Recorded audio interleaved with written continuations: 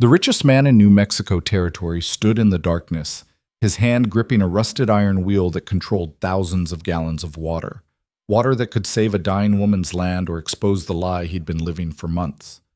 Behind him lay the finest ranch house in 3 counties. Ahead, a collapsing shack where a widow who owned nothing had given him everything.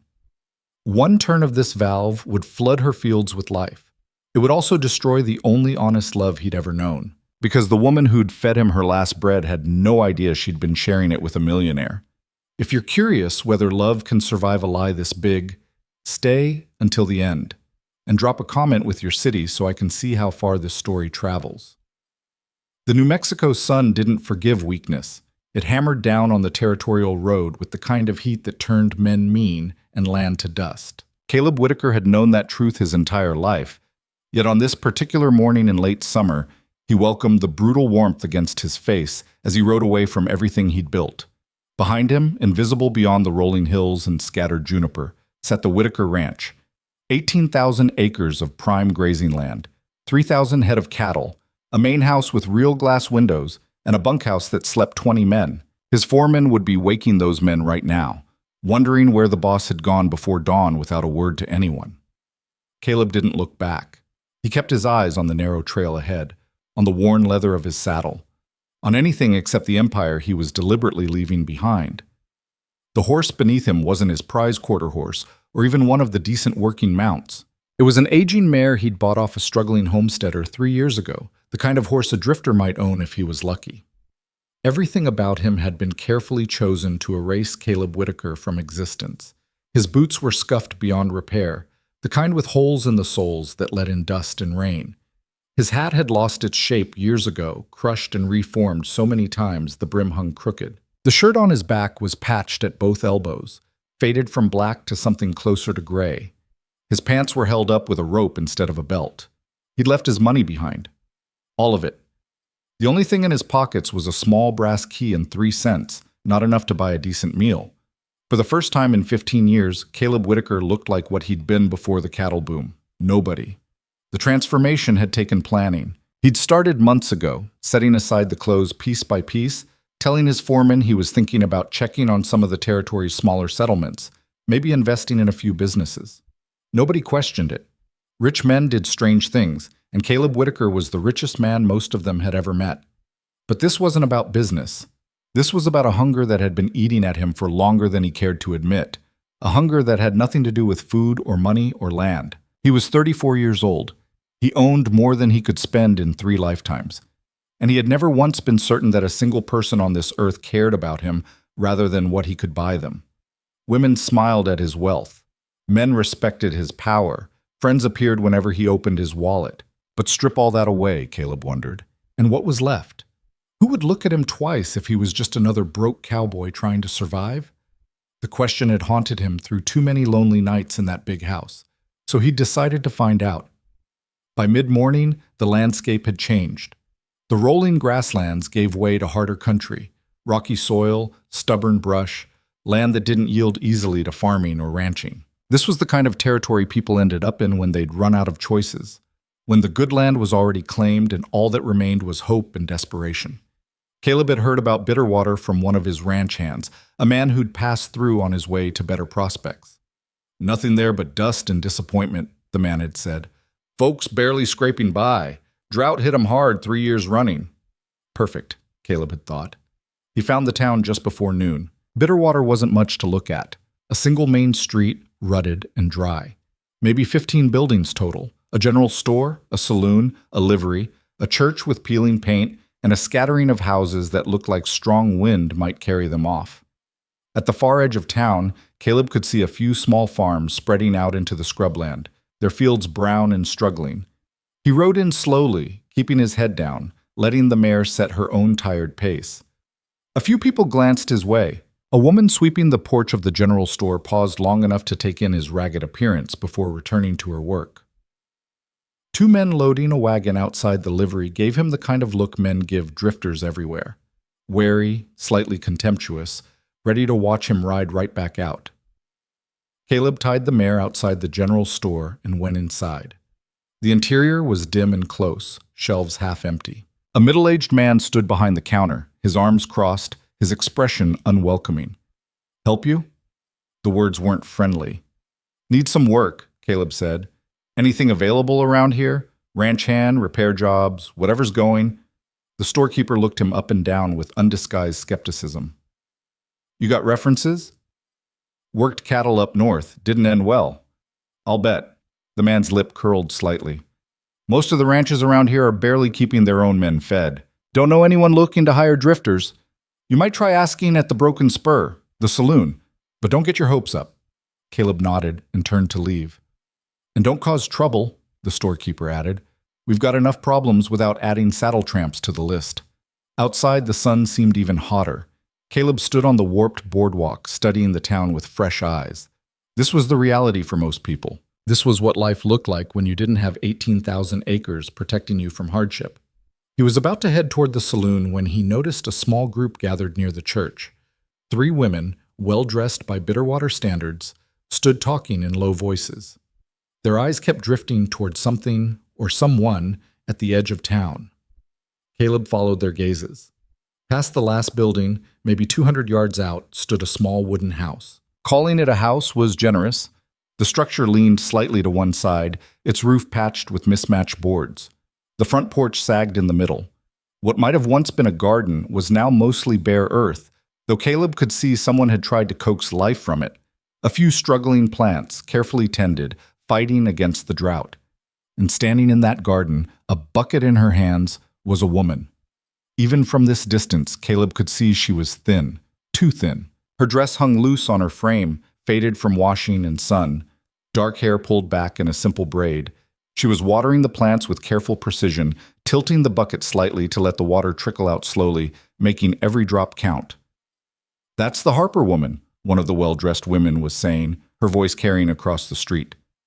"Still pretending that pathetic garden will amount to anything." "I heard she gave away food again last week," another woman replied. "To those Peterson children. Can you imagine? She can barely feed herself." "Pride," the third woman said with a sniff. "If she had any sense, she'd accept help from the church fund. But no, she insists on giving to others when she's the one who needs charity." The first woman laughed, sharp and unkind. "Did you see what she wore to service last Sunday? Same dress she's been wearing for 2 years. Absolutely mortifying." They moved on, their conversation shifting to other topics, other targets. But Caleb stayed where he was, watching the woman in the garden. She had set down the bucket and was kneeling now, her hands working the soil around one of the plants. There was something careful about her movements, something that spoke of endless patience despite impossible circumstances. He found himself walking toward her. The woman didn't notice him at first. She was too focused on her work, removing dead leaves, checking for any sign of growth. It wasn't until Caleb's shadow fell across the garden that she looked up. Her face was younger than he'd expected, maybe late 20s, early 30s. Delicate features, though they were drawn with exhaustion and what might have been illness. But her eyes were what caught him. They were dark and clear, and they assessed him with neither fear nor judgment, just quiet observation. "Can I help you?" Her voice was soft but steady. Caleb pulled off his hat. "I'm looking for work, ma'am. Wondering if you might need any help around your place." She glanced at the sagging house, the struggling garden, the general air of barely controlled collapse. A small, sad smile touched her lips. "I'm afraid I don't have money to pay anyone." "Wasn't asking for money. Just thought maybe you could use an extra pair of hands. In exchange for a meal, maybe a place to sleep in your barn if you've got one." The woman studied him more carefully now. "You're not from around here." "No, ma'am, just passing through." "And you want to work for food?" It wasn't quite a question. "Yes, ma'am." She was quiet for a long moment, her gaze moving from his worn boots to his patched shirt to the honest exhaustion he wasn't pretending in his face. Then she did something Caleb hadn't expected. She stood, brushed the dirt from her hands, and walked past him toward the house. He thought she was dismissing him until she returned a moment later carrying a tin cup filled with water. She held it out to him. "You look thirsty," she said simply. Caleb stared at the cup. The water inside was clear and cool, precious in this drought-stricken land. She was offering it to a complete stranger, a drifter who'd appeared without warning, asking for work she couldn't afford to pay for. His throat was dry from the morning's ride, But he knew without asking that this water hadn't come easily. Every drop in this town was rationed, fought for, carefully preserved. "Thank you," he managed, taking the cup. The water tasted better than anything he'd drunk from fine crystal in his ranch house. When he handed the cup back, the woman's sad smile had softened slightly. "My name is Evelyn Harper. I'm a widow. My husband died 4 years ago. Accident at the lumber mill 2 towns over. This was his family's land, though there's not much left of it now. I'm sorry for your loss, ma'am." "Thank you." She glanced back at the house. "I suppose I could use help. The well needs work. It's starting to run dry. The roof leaks in 3 places, the fence is falling apart. The garden—" She trailed off, looking at the struggling plants. "Well, you can see the garden." "I can handle all that," Caleb said. "What name should I give you?" He'd thought about this. He couldn't use Whitaker, too recognizable. He needed something common, forgettable. "Caleb," he said, then added, "Caleb Rivers." "Mr. Rivers, then." Evelyn nodded toward a small structure behind the house, barely more than a shed, but it had 4 walls and a roof. "That was meant to be a barn when my husband was alive, never got finished, but it's dry enough. You can sleep there. I'll make supper around sunset, nothing fancy. Anything you can spare is more than enough." She studied him one more time, and Caleb saw something flicker in her eyes, something that might have been loneliness, recognizing loneliness. "The tools are in the shed attached to the house," she said. "You can start with the well if you'd like. It's around back." Then she turned and walked back to her garden, kneeling again among the struggling plants. And Caleb understood he'd been dismissed, not unkindly, but with the practical efficiency of a woman who had work of her own to do. He found the tools where she'd said, old and well-used, but maintained as best as possible given the circumstances. He selected what he needed and made his way to the well. It was worse than he'd expected. The wooden frame was rotting in places, and when he drew up the bucket, it came only half full. The water level had dropped significantly. In another month, maybe 2, this well would be dry. That was a problem for later. For now, he could at least reinforce the frame, clear out some debris, and make sure the bucket and rope were secure. He worked through the afternoon, aware of Evelyn moving around her small property. She spent most of the time in the garden, but he occasionally saw her going in and out of the house. Once, he caught her watching him from the porch, but when their eyes met, she looked away quickly and went back inside. The sun was beginning its descent when Caleb heard voices. He looked up from his work to see 3 children approaching the house, 2 boys and a girl, none of them older than 10. They were thin and poorly dressed, their faces sunburned and dirty, the kind of children who knew hunger as a constant companion. Evelyn met them at the edge of her property. "Mrs. Harper," the oldest boy said, his voice hesitant. "Ma sent us to ask, that is, we were wondering, if I had any extra bread," Evelyn finished gently. "Yes, I know. Wait here." She disappeared into the house while the children stood awkwardly in her yard, their eyes downcast. Caleb watched from the well, setting down his tools. When Evelyn returned, she was carrying a small cloth bundle. She knelt down to the children's level and pressed it into the oldest boy's hands. "That's all I have today," she said softly. "But it should help. Share it with your brothers and sisters." "Thank you, Mrs. Harper." The boy clutched the bundle like it was gold. "Ma says she'll pay you back when—" "Your mother doesn't owe me anything," Evelyn interrupted, still gentle. "You just make sure everyone gets some, all right?" The children nodded and ran off, the bundle held carefully between them. Evelyn watched them go, her hand pressed against her side. She stood like that for a long moment before turning back toward the house. That's when Caleb saw her stumble. It was brief, just a slight loss of balance, her hand reaching out to steady herself against the porch railing. But he also saw the way she paused afterward, breathing carefully, her face pale despite the heat. She was sick. The thinness wasn't just poverty, it was illness, and she'd just given away what might have been her own supper to 3 hungry children. Something twisted hard in Caleb's chest. He'd known poverty existed. He'd ridden past struggling homesteads, heard stories about drought and hardship, but knowing it and witnessing it were different things.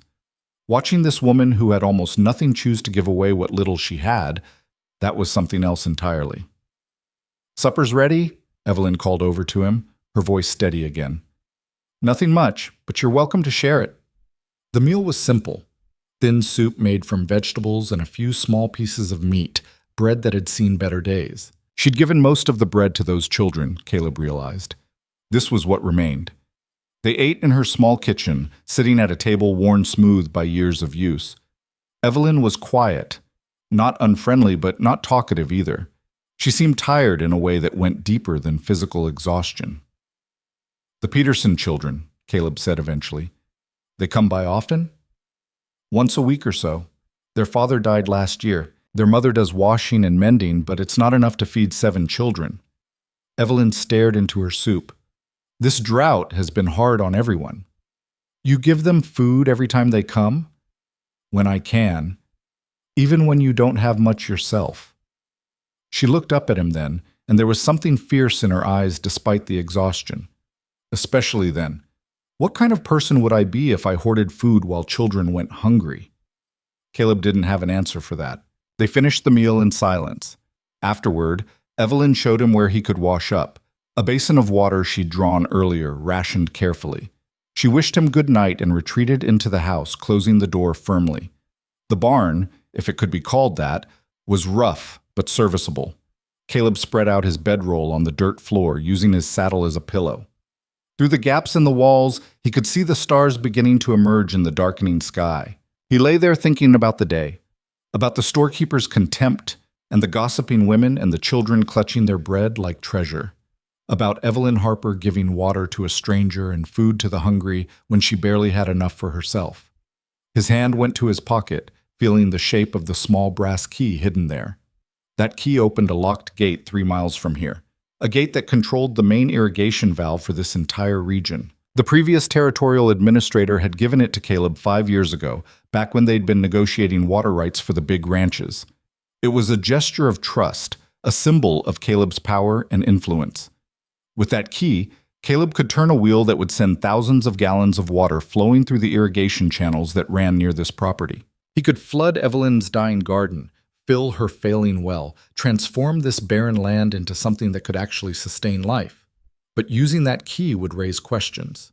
The Territorial Water Office would investigate. They'd want to know who'd accessed the valve without authorization. And eventually, someone would connect Caleb Rivers the drifter to Caleb Whitaker, the ranch owner, and this whole carefully constructed fiction would collapse. He'd be revealed as a liar. A rich man playing pretend at poverty. And Evelyn Harper, who'd offered him water and shelter and honest work, would know she'd been deceived. Caleb closed his hand around the key. Not yet, he thought. Not yet. From the house, he heard the sound of coughing, harsh and persistent, the kind that spoke of illness left too long untreated. It continued for several minutes before finally subsiding into silence. Caleb lay awake long after the coughing stopped, staring at the stars through the gaps in the roof, wondering what the hell he'd gotten himself into. The next morning began before dawn. Caleb woke to the sound of Evelyn already moving around outside, starting her day's work. He rose quickly, washed his face in the cold water from the basin, and found her in the garden. She looked even thinner in the gray morning light, the shadows under her eyes more pronounced. "Morning," she said, without looking up from the plant she was tending. "There's coffee in the kitchen. Help yourself." The coffee was weak.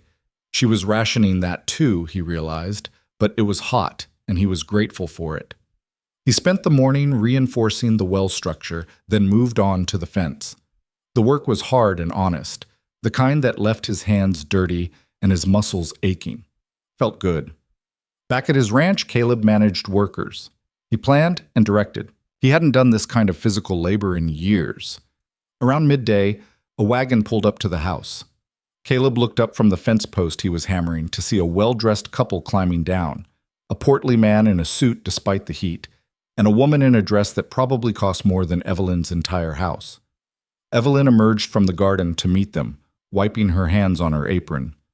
"Mrs. Harper," the man said, his voice carrying the false warmth of someone performing charity. "Sister Graves and I wanted to check on you. We heard you've been unwell."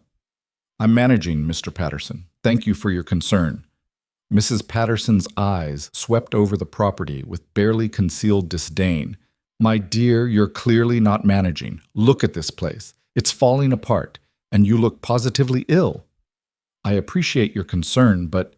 The church has funds set aside for situations like this, Mr. Patterson interrupted. We could help you. Get you proper medical care, maybe help with repairs. All you need to do is accept our assistance. There was something in the way he said it that made Caleb's jaw tighten. This wasn't simple charity. There were strings attached. Evelyn must have heard it too because her spine straightened slightly. As I've told you before, there are others in town who need help more than I do. The Peterson family, for instance. They have 7 children and— The Peterson family doesn't own property, Mrs. Patterson said sharply. You do. Granted, it's not much, but with proper investment, this land could be quite valuable. We've discussed this, Evelyn. If you were to sign over the deed to the church in exchange for care and support— No. Evelyn's voice was quiet but absolute. This is my husband's land. I won't give it up. Mr. Patterson's expression shifted, the false warmth evaporating. Pride is a sin, Mrs. Harper. And it's making you foolish. You're sick, you're struggling, and you're too stubborn to accept help when it's offered. What happens when you collapse? When this place finally falls down around your ears? Then I'll deal with it. By yourself? With no husband, no family, no resources? Mrs. Patterson gestured dismissively. You can't even afford to hire proper help. Who's that? She pointed at Caleb. A worker, Evelyn said simply. A drifter, you mean, a stranger. Really, Evelyn, have you lost all sense? Inviting strange men onto your property? Caleb stepped forward, his hands still holding the fence post. Ma'am, I'm just here to do some repairs in exchange for food. Nothing else. Mrs. Patterson looked at him like he was something she'd scraped off her shoe. I wasn't speaking to you. That's enough, Evelyn said, and there was steel in her voice now despite her exhaustion. Mr. and Mrs. Patterson, I appreciate your concern, but my answer hasn't changed. I don't need your help. Now, if you'll excuse me, I have work to do. The Pattersons exchanged a look that promised this wasn't over. We'll pray for you, Mr. Patterson said, climbing back into his wagon, and we'll be back to check on you. Someone needs to look after your interests since you clearly won't. They drove away, leaving dust and tension in their wake. Evelyn stood very still for a moment, her hands clenched at her sides. Then she turned and walked back to the garden without a word. Caleb returned to his work, but his mind was churning. The Pattersons wanted her land. They were using her poverty and illness as leverage to take it from her, disguising their greed as Christian charity. And Evelyn, who gave away her last bread to hungry children, refused to surrender the one thing she had left. That evening, after another simple meal, Caleb found Evelyn sitting on her porch steps, watching the sunset paint the sky in shades of orange and red.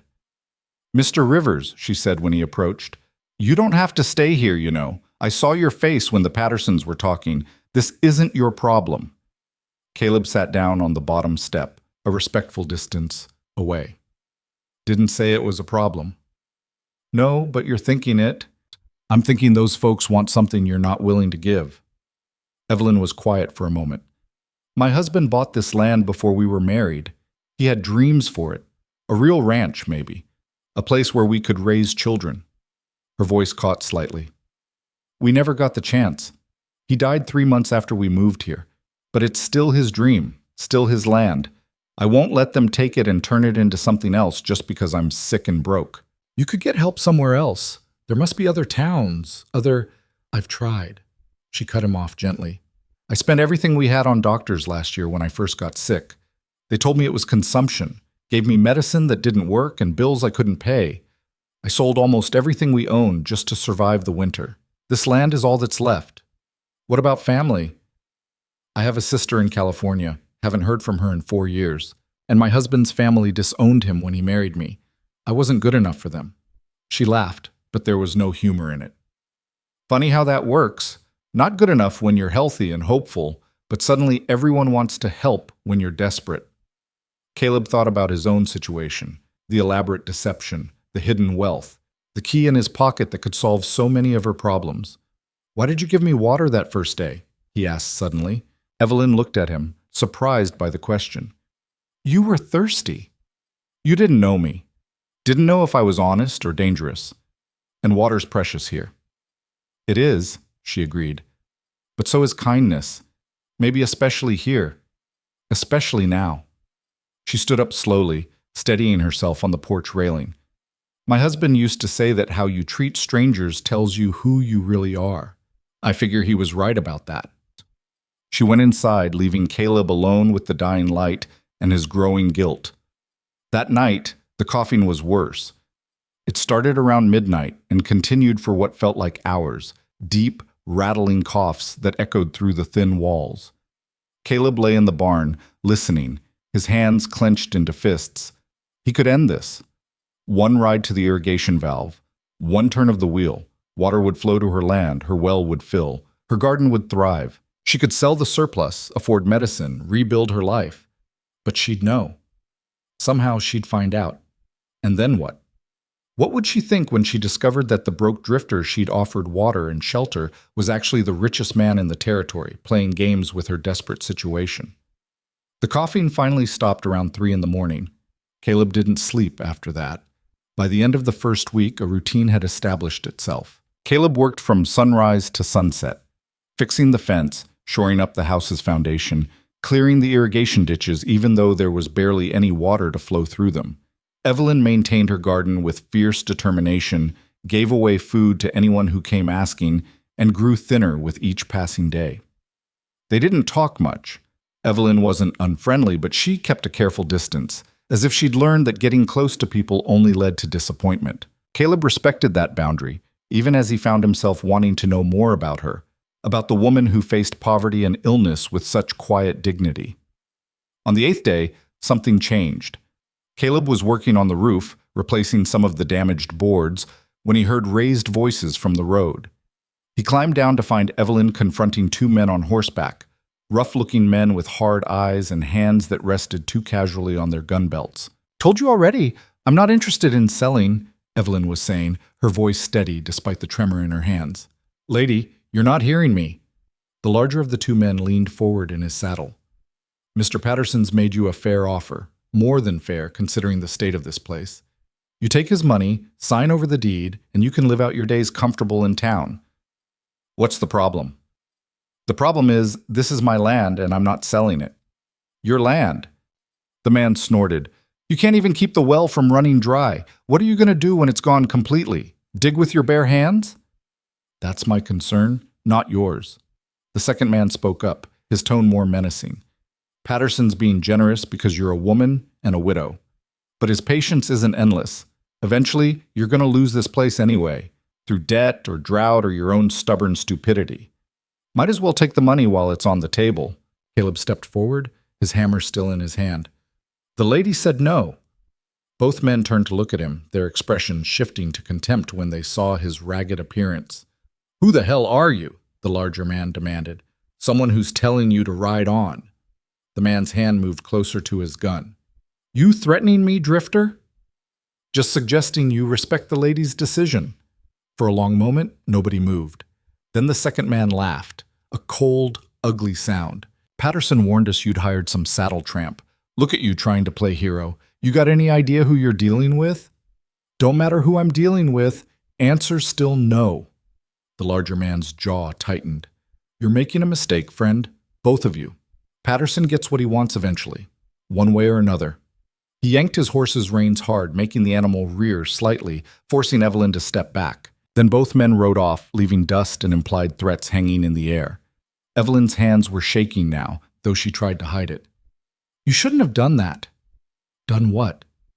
"Confronted them. Those are Patterson's men. They're not known for their restraint." "Neither am I." She looked at him with something like exasperation mixed with gratitude. "Mr. Rivers, I appreciate what you tried to do, but this isn't your fight. You're just passing through. When you leave—" "Who says I'm leaving?" The question seemed to catch her off guard. "You're a drifter. That's what drifters do." "Maybe I like it here." "In Bitterwater?" She almost laughed. "Nobody likes it here. This is where people end up when they've run out of better options." "Maybe that's exactly where I need to be." Evelyn stared at him for a long moment, something complicated moving across her face. Then she shook her head and walked back toward the house, her shoulders squared despite her obvious exhaustion. But Caleb saw the way she gripped the porch railing as she climbed the steps. He saw the way she paused halfway up, breathing carefully. And he saw the way she looked back at him, just once, before going inside. That night, Caleb lay in the barn and made a decision. He'd give it 2 more weeks. 2 weeks to prove to himself, and maybe to Evelyn, that someone could value her for who she was, not what she owned or what she could provide. 2 weeks to show her that kindness didn't have to come with strings attached. 2 weeks to see if this hungry, desperate part of himself could find something real. And if, at the end of those 2 weeks, he still felt the same way, his hand closed around the brass key in his pocket, then he'd decide what to do about the water. Outside, the New Mexico night stretched vast and star-filled above the struggling land, and somewhere in the darkness, both Caleb Whitaker and Caleb Rivers wondered which man he was becoming. The 2 weeks Caleb had promised himself stretched into 3, then 4, and still he found reasons to stay. The fence needed more work than he'd anticipated. The roof leaked in places he hadn't noticed initially. The irrigation ditches required constant maintenance even though barely a trickle flowed through them. And every morning, Evelyn Harper emerged from that sagging house and went to work in her dying garden with the same quiet determination that had first caught his attention. He told himself he was staying because the work wasn't finished. He knew he was lying. The truth revealed itself in small moments. The way his chest tightened when he heard her coughing through the night. The way he found himself listening for her footsteps each morning. The way he'd started rationing his own portions at meals so she'd have more, though she never seemed to notice.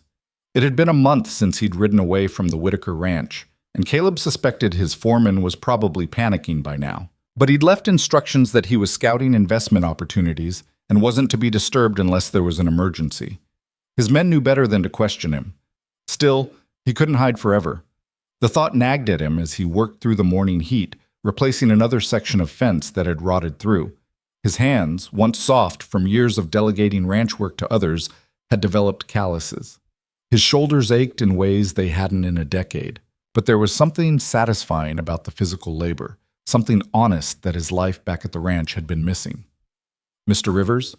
He turned to find Evelyn approaching, a cloth bundle in her hands. She'd taken to bringing him water and sometimes food during the day when the heat got particularly brutal. "You should take a break," she said, holding out the bundle. "It's too hot to work through midday." Inside the cloth was a piece of cornbread and some dried meat. Not much, but he knew it represented a portion of her own limited supplies. "You eat this," he said, trying to hand it back. "I already ate." "Evelyn, I already ate," she repeated, more firmly this time. "And you've been working since dawn. Don't argue with me." He'd learned over the past weeks that beneath her quiet exterior was a core of pure stubbornness. When Evelyn Harper made up her mind about something, there was no changing it. Caleb sat in the shade of the unfinished barn and ate while Evelyn stood nearby, her eyes scanning the horizon with an expression he'd come to recognize, worry mixed with determination. "The well's getting lower," she said finally. "I know. Another month, maybe less, and it'll be dry." "I know that too." She was silent for a moment.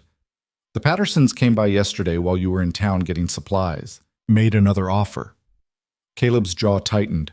"What did you tell them?" "The same thing I always tell them. No." She paused. "Mr. Patterson said the drought's going to break me eventually. Said I should accept reality and stop being foolish." "What do you think?" "I think reality doesn't care what I accept or don't accept. It just is." She looked at him directly. "And I think you've been here over a month doing work I can't pay you for. Why?" The question had been coming for weeks. Caleb had felt it building in the careful distance she maintained, in the way she sometimes watched him when she thought he wasn't looking. "Told you already? Working for room and board. Most drifters don't stay this long. They move on after a few days, maybe a week." Her dark eyes searched his face. "What are you running from, Mr. Rivers?" "Everything," he thought. "And maybe towards something too, though I'm not sure what yet." "Just needed a place to land for a while," he said instead. "This seemed as good as any. Bitterwater? A dying town in the middle of a drought?" She almost smiled. "You're either the worst drifter I've ever met or the most honest." Before Caleb could respond, the sound of a wagon rattling up the road interrupted them. They both turned to see the Peterson children's mother pulling up in a rickety cart pulled by an old mule. Sarah Peterson was maybe 35 but looked older, worn down by poverty and the weight of raising 7 children alone. She climbed down from the cart with visible effort, her thin frame struggling with the movement. "Mrs. Harper?" she called out, her voice hoarse. "I'm sorry to bother you, but—" She stopped, swaying slightly. Evelyn hurried forward just as Sarah's legs gave out.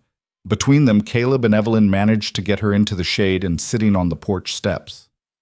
"When did you last eat?" Evelyn asked, her hand on Sarah's forehead. "Yesterday morning, I think. The children needed—" "Stop." As Evelyn's voice was gentle but firm. "Mr. Rivers, get some water.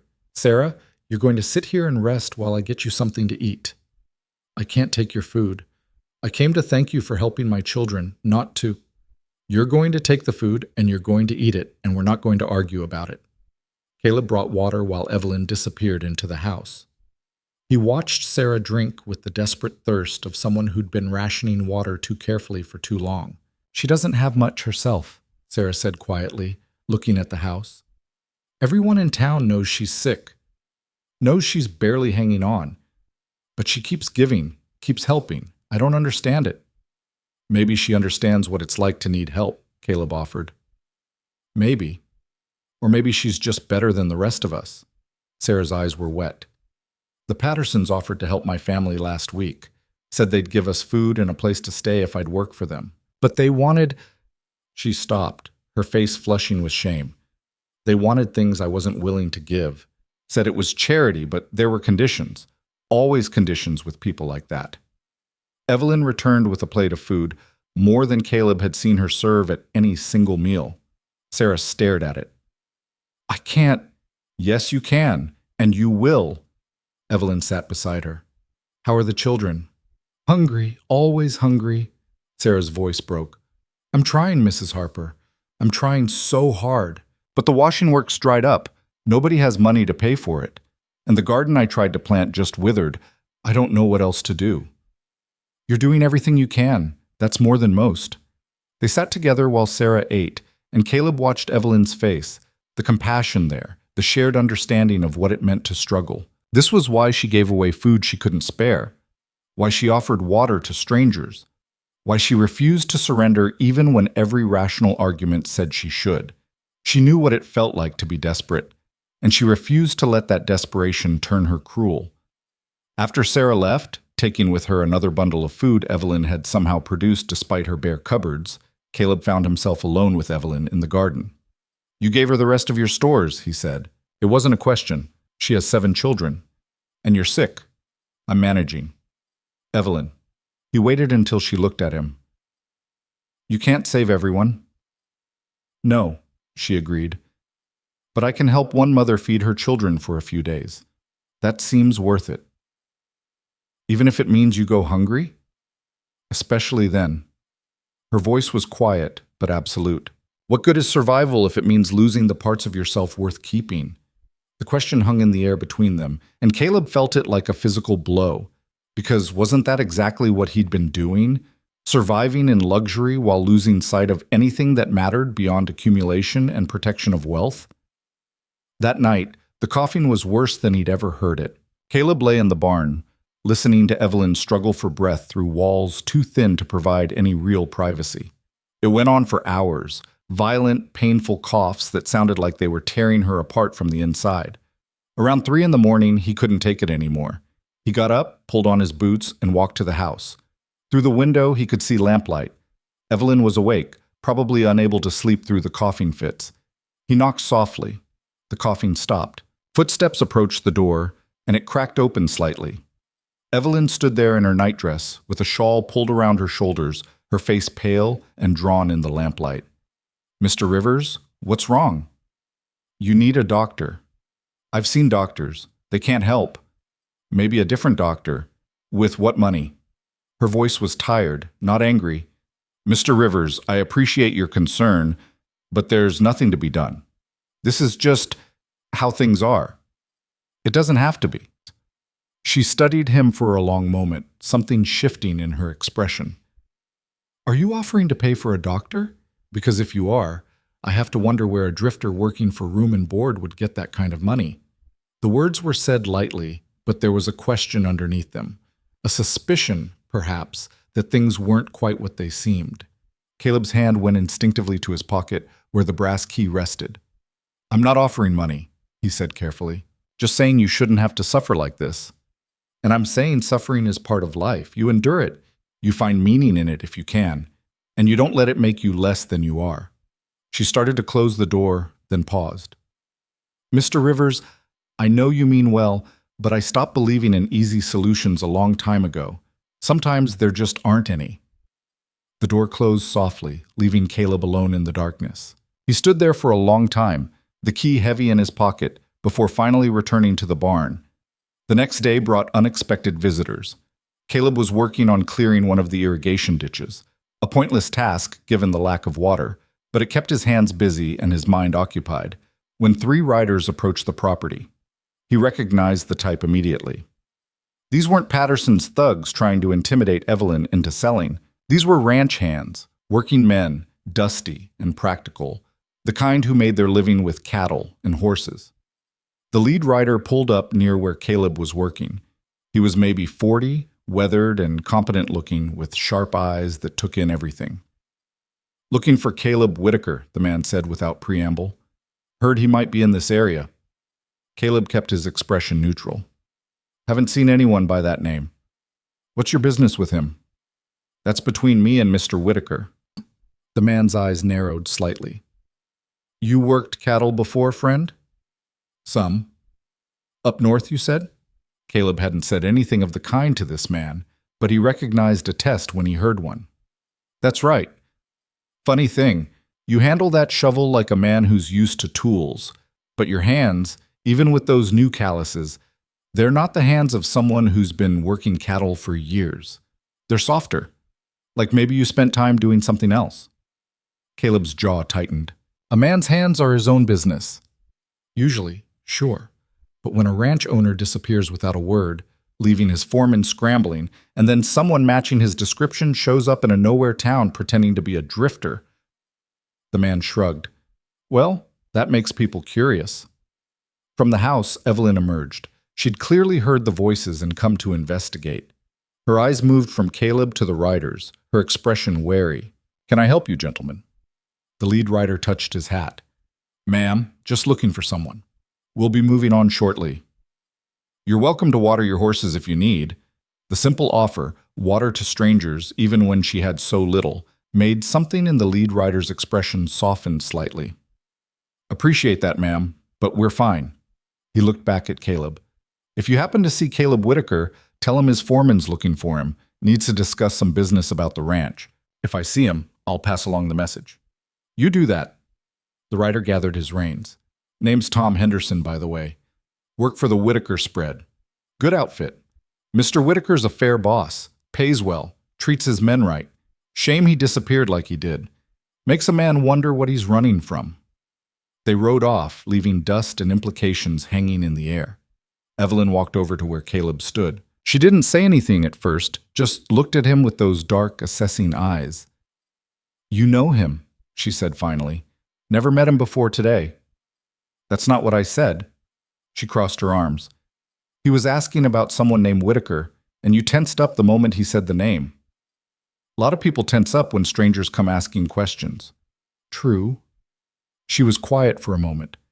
"But most drifters don't have hands that used to be soft. Most drifters don't know how to organize work as efficiently as you do.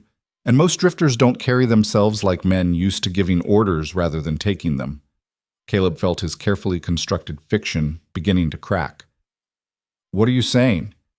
"I'm saying I'm not blind, Mr. Rivers, or stupid. I've known for weeks that there's something you're not telling me." Her voice was calm, almost gentle. "I'm also saying I don't care. Whatever you're running from, whatever you're hiding, that's your business. You've worked hard, you've been respectful, and you've never asked for anything I wasn't willing to give. That's enough for me." The trust in her words made Caleb's chest ache.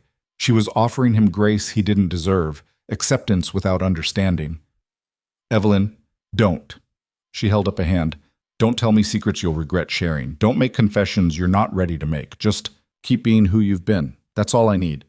She walked back to the house, leaving Caleb standing in the dust, the weight of his deception heavier than ever. That evening, after another sparse meal, Caleb made a decision. He waited until Evelyn had retired to the house, until the settlement had gone quiet for the night. Then he saddled the old mare and rode out into the darkness. The irrigation station was exactly where he remembered it, 3 miles east, a small building housing the main valve that controlled water flow to this entire region. The territorial government had installed it years ago to manage water distribution during dry seasons, but corruption and mismanagement meant it was rarely used properly. Caleb had the key because he'd helped fund the installation. Because he was rich and influential, and people gave him things like keys to control others' access to water. He dismounted and approached the locked gate. The key fit smoothly into the old padlock, and the gate swung open with a creak of rusted hinges. Inside, the valve wheel was massive, iron and ancient, requiring real strength to turn. Caleb gripped it and pulled. It didn't budge. He tried again, throwing his weight into it. The wheel groaned but held fast, locked in place by years of disuse and rust. Caleb stood back, breathing hard, staring at the stubborn machinery. Even when he tried to do something good, something that might actually help, the universe seemed determined to make it difficult. He was about to try again when he heard the sound of another horse approaching. Caleb turned to find Tom Henderson riding up, his expression unreadable in the moonlight. "Thought I might find you here," the foreman said, dismounting. "Took me a while to figure it out, but then I remembered you had a key to this place. Used to brag about it at the ranch, said it proved how much influence you had with the territory." "Tom, don't." The foreman walked over to the valve. "I've been working for you for 8 years, Mr. Whitaker. I know you better than most, and I knew the moment I saw you this afternoon that you were up to something. I can explain. You're trying to help that woman, the widow." Tom studied the valve. "Noble, stupid, but noble. You realize this thing hasn't been turned in years. It's rusted solid. You'll need tools and oil and probably 2 men just to get it moving." Caleb felt his carefully laid plans crumbling. "Are you going to tell her?" "Tell her what? That the broke drifter she hired is actually the richest rancher in the territory? That he's been lying to her for over a month?" Tom shook his head. "That's your mess to clean up, not mine." "Then why are you here?" "Because you're my boss, and despite this insane situation you've created, I need to update you on ranch business." Tom pulled out a leather folder from his saddlebag. "We've had 3 separate offers to buy cattle. The northern pasture needs new fencing, and the Territorial Land Office wants to discuss expanding your water rights." The words seemed to come from another world, a world of business and profit and decisions that affected dozens of workers and thousands of animals. It felt impossibly distant from the small wooden house where Evelyn Harper struggled to keep her garden alive. "Handle it," Caleb said. "All of it. You know what to do." "Mr. Whitaker?" "Handle it, Tom. That's what I pay you for." The foreman was quiet for a long moment. "You're falling for her." "That's not—" "Yes, it is. I can see it all over your face." Tom's expression softened slightly. "Look, I don't pretend to understand what's going through your head right now, but this can't end well. You've built this whole fiction. Eventually, she's going to find out the truth, and when she does, I know." "Do you?" "Because from where I'm standing, you're about to break that woman's heart. She seems like a good person. She doesn't deserve that." "She doesn't deserve a lot of things she's gotten," Caleb said quietly, "including poverty and sickness and people trying to steal her land." Tom studied him for a long moment. "You really want to help her?" "Yes." "Then be honest with her. Tell her the truth. Let her decide what she wants to do with it." The foreman mounted his horse. "I'll keep your secret for now. But Mr. Whitaker, you can't hide forever, and the longer you wait, the worse it's going to be when everything comes out." He rode off into the darkness, leaving Caleb alone with the locked valve and his growing guilt. Caleb stood there for a long time, staring at the iron wheel that refused to turn. Tom was right. He should tell Evelyn the truth, confess everything and let her decide. But every time he imagined that conversation, he saw the betrayal in her eyes. Saw her realizing that every moment between them had been built on deception. That the man she'd offered water and shelter and grace was nothing but a rich rancher playing at poverty. She'd hate him, and somehow that possibility had become unbearable. He rode back to Evelyn's property in the small hours of the morning, unsaddled the mare, and lay in the barn staring at the ceiling. At dawn, he woke to find Evelyn already in the garden, her movement slower than usual, her face pale. She looked up when she heard him approach. "Morning, Mr. Rivers." "Morning." He hesitated. "Evelyn, can we talk?" Something in his tone made her straighten. "That sounds serious." "It is. I need to tell you." Before he could continue, the sound of multiple wagons approaching interrupted them. They both turned to see a small convoy pulling up to the property, 3 wagons filled with well-dressed men and women, led by Mr. and Mrs. Patterson. The group climbed down with the organized efficiency of people on a mission. Mr. Patterson carried a leather folder similar to the one Tom had shown Caleb the night before. "Mrs. Harper," Patterson called out, his voice carrying false warmth. "We need to have a conversation, a serious one." Evelyn's spine straightened. "I've told you before, Mr. Patterson, this isn't about buying your land. Not exactly." He opened the folder. "This is about a debt you apparently forgot to mention. Your late husband took out a loan from the Town Development Fund 3 years before he died. The loan was meant to be repaid within 5 years. That deadline passed 6 months ago." Evelyn's face went pale. "That loan was for the lumber mill where he worked. It wasn't personal. The documentation says otherwise. Your husband signed as an individual, not as a mill employee, which means the debt transfers to his estate. To you." Patterson smiled, thin and satisfied. "The amount owed with interest comes to nearly $800. I'm sure you have that kind of money lying around." $800. It might as well have been 8,000. Caleb could see the devastation in Evelyn's face. "You know I don't have that," she said quietly. "Then we have a problem, because the development fund is managed by the town council, and we have a responsibility to collect debts owed. If you can't pay, we'll have to seize assets of equivalent value." His eyes swept over the property. "This land and house should just about cover it." "You can't." "We can, and we will, unless—" Patterson paused dramatically. "You accept our original offer. We'll forgive the debt entirely if you sign over the deed to the church. You'll have housing in town, a small stipend for living expenses, and the debt goes away. Everyone wins. Except I lose my husband's land. You're losing it anyway, Mrs. Harper. This way, at least you get something in return." Evelyn stood very still, her hands clenched at her sides. Caleb could see her trembling, not with fear, but with rage and helplessness. "How long do I have?" she asked. "The debt is already overdue, but we're not unreasonable. We'll give you 1 week to either pay the full amount or accept our offer." Patterson's smile widened. "Choose wisely, my dear. This is your last chance." The convoy departed, leaving Evelyn standing in her dying garden with tears streaming down her face, the first tears Caleb had seen from her.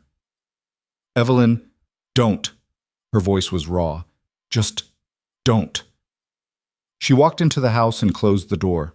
Caleb stood in the yard, his fists clenched, his mind racing. $800. It was nothing to him. He could pay it before sunset. Could solve this entire problem with a single bank draft. But that would expose everything. Would reveal the lie he'd been living. Unless... An idea began forming in his mind. Dangerous. Complicated. But possible. He had 1 week to save Evelyn Harper's land without revealing who he really was. It would require help, resources, and a plan more elaborate than anything he'd attempted before. Caleb looked toward the house where Evelyn was grieving the loss of everything she had left. Then he saddled the mare and rode hard toward where Tom Henderson would be camping. There was work to do. And for the first time since arriving in Bitterwater, Caleb Whitaker was going to use his wealth for something that mattered. Tom Henderson was exactly where Caleb expected him to be. Camped in a shallow ravine about 5 miles from Bitterwater, his horse picketed nearby, a small fire burning low against the evening chill. The foreman looked up as Caleb rode in, his expression unsurprised. "That was faster than I thought. Figured you'd brood for at least 2 days before coming to find me." Caleb dismounted, his jaw set with determination. "I need your help." "Obviously." Tom poured coffee from a dented pot into a tin cup and handed it over. "What's the plan?" "Patterson's forcing Evelyn off her land. Claims her dead husband owed money to some town development fund. $800. Tom let out a low whistle. "That's a lot of money for a widow with nothing." "It's nothing for me, but if I pay it directly, she'll know something's wrong. A drifter doesn't carry that kind of cash. Caleb drank the bitter coffee, gathering his thoughts. I need to pay the debt without it being traced back to me. Can it be done? The foreman was quiet for a moment, staring into the fire. Maybe. You'd need an intermediary, someone who could claim they're settling the debt on behalf of an anonymous benefactor or a charitable organization.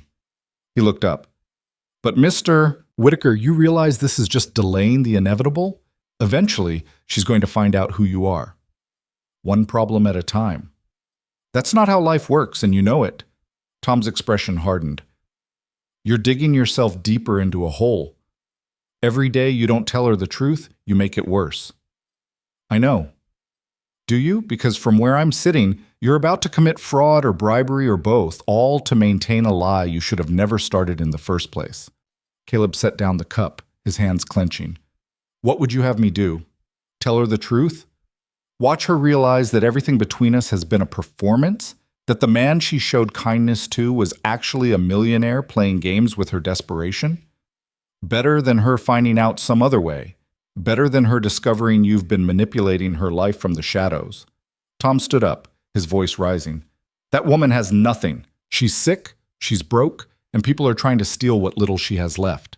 The last thing she needs is to discover that the one person she trusted was lying to her face every single day. The words hit like physical blows because they were true. Every single one of them. I can't lose her, Caleb said quietly. You don't have her. That's the problem. Caleb Rivers has her trust. Caleb Whitaker is a stranger she doesn't know exists. Tom's expression softened slightly. If you really care about her, you'll tell her the truth. Let her make her own choice with full knowledge of who you are. And if she chooses to hate me, then at least it's an honest hatred based on truth instead of affection based on lies. They stood in silence, the fire crackling between them. Finally, Caleb spoke again. Will you help me or not? Tom sighed heavily. You're my boss, and despite this insanity, you've been fair to me over the years, so yes, I'll help. But Mr. Whitaker, when this all falls apart, and it will fall apart, don't say I didn't warn you. Noted. Now here's what I need. They talked long into the night, working out details and contingencies. Tom would ride to Silver City, the nearest large town, and arrange for a lawyer to contact the Bitterwater Town Council. The lawyer would claim to represent an anonymous charitable foundation dedicated to helping widows maintain their property. The foundation would pay Evelyn's debt in full, with the only condition being that she retain ownership of her land and not sell it for at least 5 years. It was convoluted and risky, but it might work. The lawyer will ask questions, Tom warned. He'll want to know who's actually funding this. Tell him it's confidential. Offer him double his usual fee for discretion. And if Patterson investigates, let him investigate. The foundation will be legitimate. I'll have papers drawn up, a bank account established, everything official.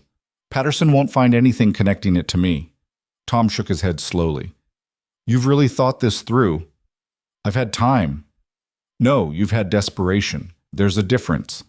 The foreman began packing his gear. I'll leave at first light. Should be back in 3 days, maybe 4. The lawyer will need time to prepare the documentation and contact the council. That gives us 4 days before Evelyn's week is up. Cutting it close.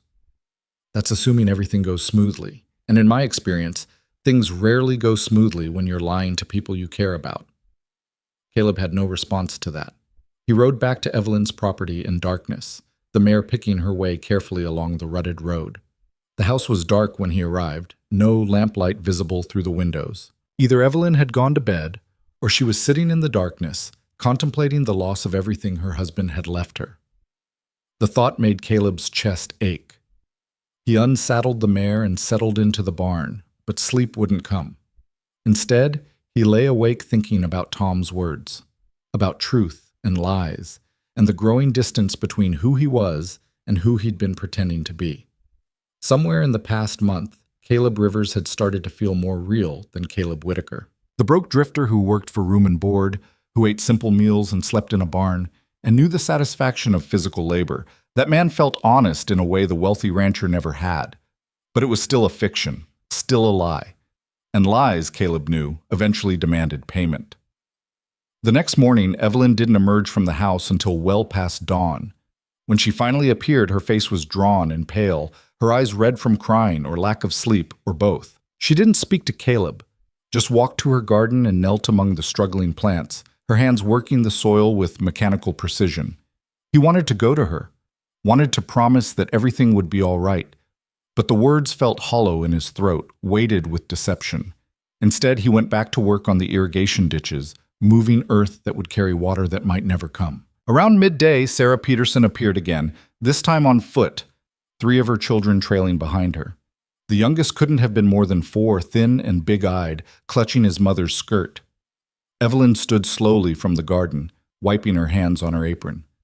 "Sarah, what's wrong?"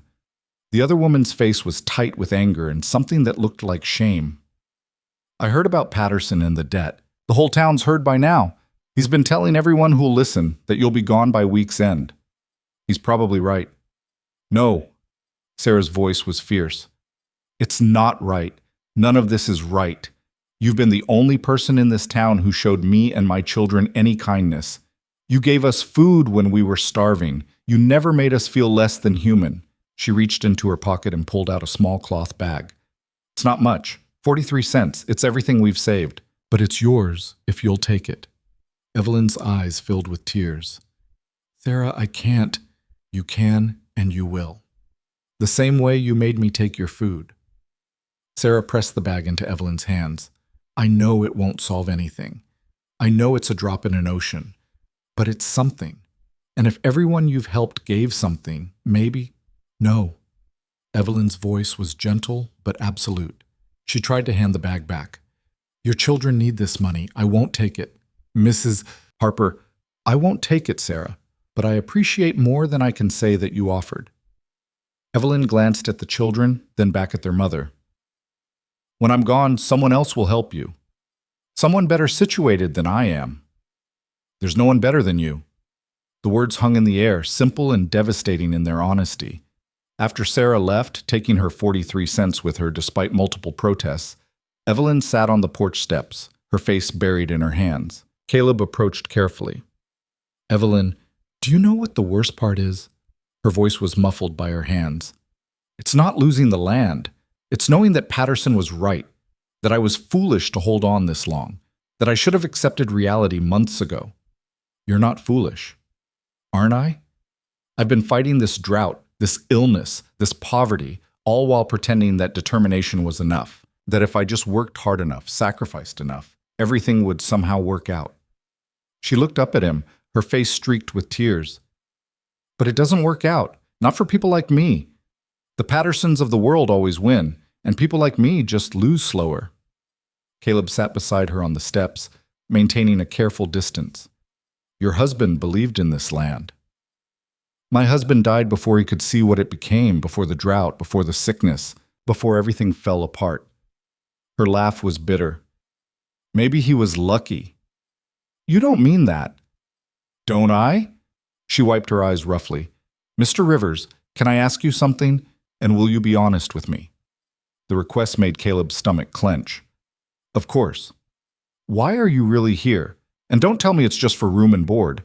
Men like you, and I don't know what kind of man you are exactly, but I know you're not just a simple drifter. Men like you don't stay in places like this without a reason." This was it, the moment Tom had warned him about. The chance to tell the truth, to confess everything, to let her decide with full knowledge who she was dealing with. Caleb opened his mouth to speak and lied. "I needed a place to land for a while. Needed to figure some things out. You gave me that space, that's all." Evelyn studied him for a long moment, something sad and knowing in her eyes. "You're lying, I can see it, but I suppose everyone's entitled to their secrets." She stood up slowly. "I'm going to lie down for a while. I'm not feeling well." She went inside, closing the door with a soft click that sounded like a door closing on something more than just a room. Caleb sat alone on the steps, hating himself.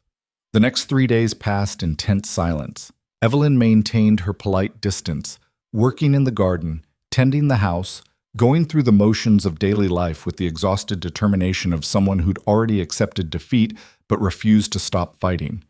Caleb worked harder than ever, repairing everything he could reach, as if fixing her fence and roof and well could somehow repair the damage his lies had caused.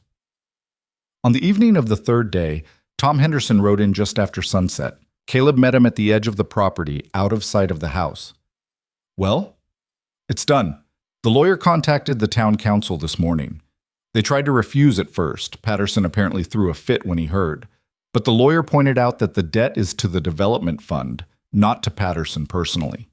The fund's obligation is to collect the debt, not to seize property. If someone else pays it, the fund has no legal grounds to refuse. And Patterson had to accept it. The debt's paid in full as of noon today. Evelyn Harper owns her land free and clear. Tom paused. The lawyer also filed a lien on the property preventing any sale for 5 years, just like you wanted. Patterson can't touch her. Relief flooded through Caleb, so intense it made him dizzy. She doesn't know yet? The official notice will be delivered tomorrow morning. Town council is required to provide written confirmation of debt satisfaction. Tom's expression was grim. You bought her time, Mr. Whitaker. Maybe you bought her life, since she won't be forced onto the street. But you didn't buy honesty. That debt's still unpaid between you and her. I know. Do you plan to tell her? Not yet. Tom shook his head in disgust. You're a damn fool. A generous damn fool, but a fool nonetheless. Probably. The foreman gathered his reins. I'm heading back to the ranch. Someone needs to actually run your business while you're here playing cowboy. But Mr. Whitaker, this can't last. Whatever you think you've built here, it's on sand. And when it falls, and it will fall, you're going to lose more than money. He rode off into the gathering darkness, leaving Caleb alone with his secrets and his guilt. The next morning dawned clear and hot. Caleb was already working when he heard the sound of a horse approaching the property. A young man in official-looking clothes dismounted and knocked on Evelyn's door. Through the window, Caleb could see her answer, could see the man hand her an envelope, could see her confused expression as she opened it. He watched her read the contents once, then again, then a third time, her hand rising to her mouth. The official said something, tipped his hat, and rode away. Evelyn stood in her doorway, holding the paper like it might dissolve if she moved too quickly. Then she looked toward where Caleb was working. Their eyes met across the yard. She walked toward him slowly, the paper clutched in her hand. When she was close enough to speak without shouting, she stopped. The debt is paid. Caleb set down his tools. That's good news. Is it? Her voice was strange, not happy, not relieved, but suspicious. Some charitable foundation I've never heard of paid $800 to save my land. A foundation that apparently specializes in helping widows maintain their property. Sounds like you got lucky. Lucky. She stared at him. Mr. Rivers, I don't believe in luck. Not luck this convenient. Not luck that appears exactly when I need it most. Sometimes good things happen. Did you do this? The question hung between them, sharp and dangerous.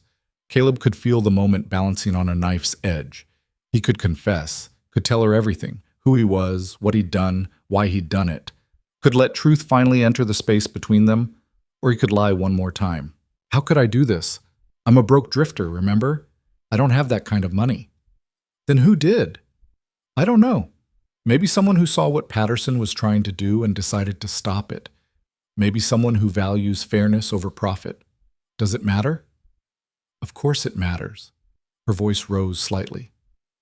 Everything has a price, Mr. Rivers. Everything. Someone doesn't just pay $800 out of kindness. They want something in return. They always want something. The cynicism in her words, born from years of watching people attach strings to every offer of help, cut deeper than anger would have. Not always, Caleb said quietly. Then you're more naive than I thought. She looked down at the paper again. There's a condition. I can't sell the land for 5 years. Why would a charitable foundation care about that? Maybe to prevent people like Patterson from pressuring you to sell as soon as the debt's clear. Or maybe to keep the land tied up for some other reason. Maybe this foundation plans to buy it themselves in 5 years when I'm dead from this illness, and there's no one to fight them. The accusation stung because it was so far from the truth. Caleb had put that condition in place specifically to protect her, to give her time without predatory offers. But he couldn't explain that without revealing his involvement. You're looking for conspiracy where there might just be generosity, he said. And you're defending strangers awfully hard for someone who claims not to know anything about this. Her eyes narrowed. Who are you, Mr. Rivers? Really? I'm exactly who I said I was. A drifter who appeared out of nowhere and stayed for over a month working for nothing more than meals and a place in the barn. A drifter with hands that used to be soft and a manner that suggests education, and men who come looking for someone named Whitaker while you tense up like a man with something to hide. She stepped closer. I'm not stupid. I know you're lying about something I've known for weeks. I just can't figure out what or why. Evelyn, are you working for Patterson? Is this some elaborate scheme to— No. The word came out more forcefully than he'd intended. I would never work for Patterson.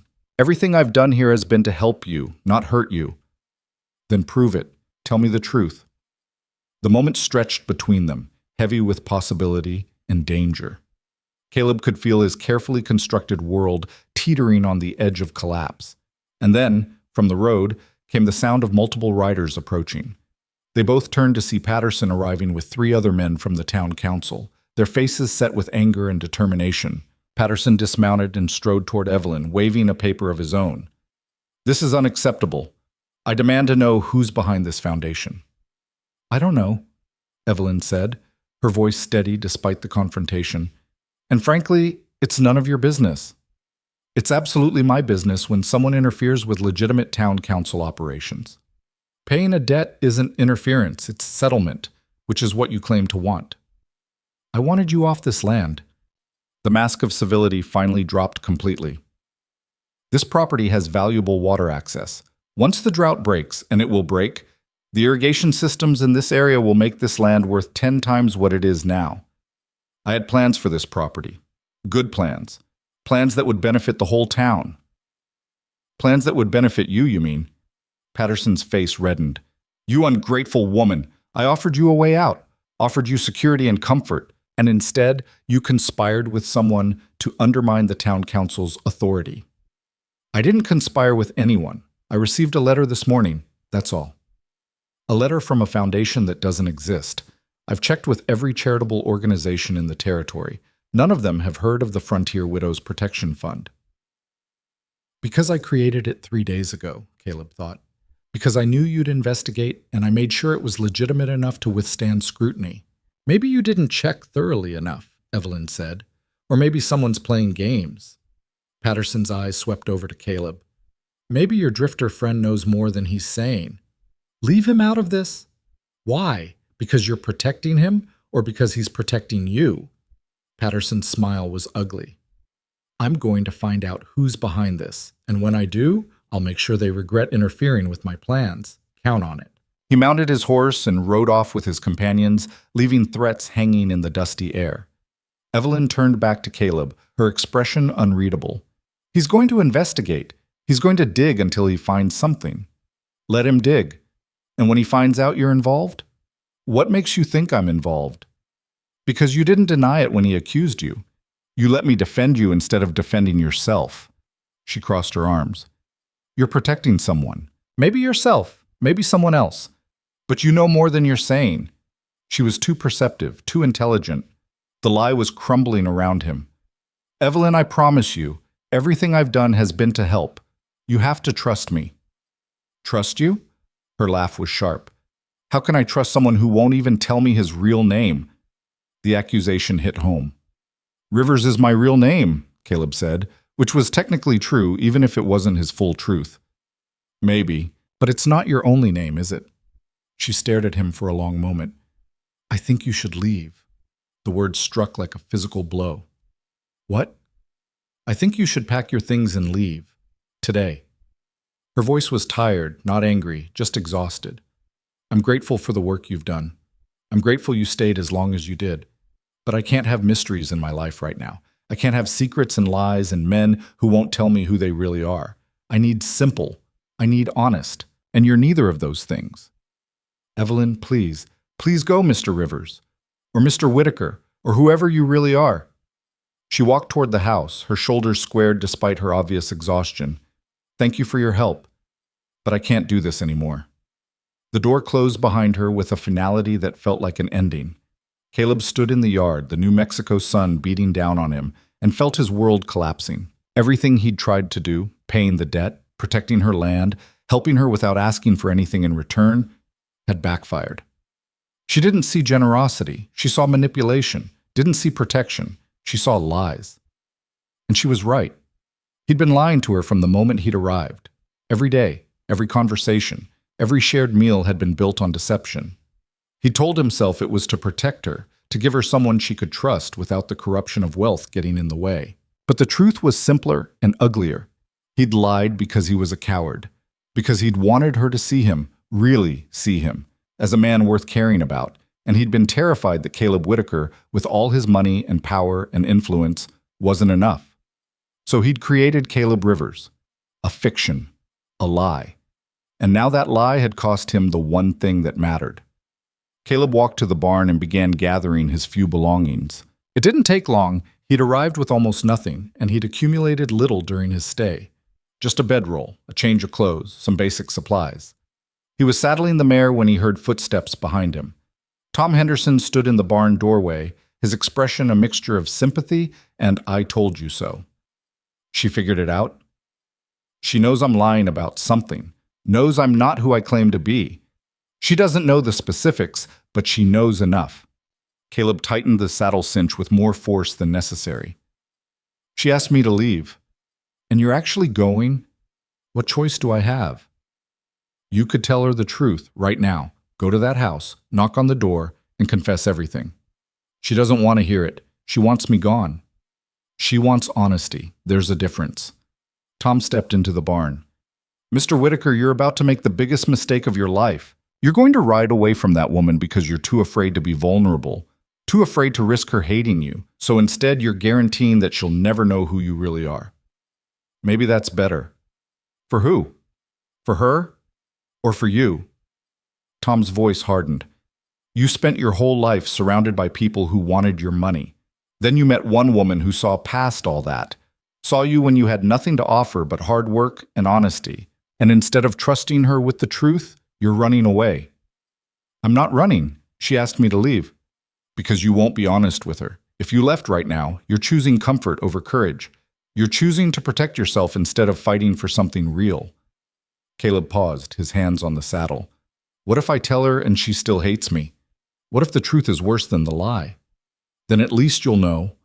At least you'll have tried. Tom's expression softened slightly. That woman has spent months fighting for a piece of land when any rational person would have given up. She's given away food she couldn't spare to hungry children. She's offered water to strangers and kindness to drifters. Do you really think she's the kind of person who can't understand why someone might want to hide their wealth to find something real? The words settled over Caleb like a weight and a possibility. Maybe Tom was right. Maybe Evelyn deserved the truth, deserved the chance to make her own choice with full knowledge. Maybe running away now was just another form of lying. He looked toward the house where Evelyn had retreated. Somewhere inside those thin walls was a woman who'd shown him what real generosity looked like, who'd given him grace he hadn't earned and kindness he didn't deserve.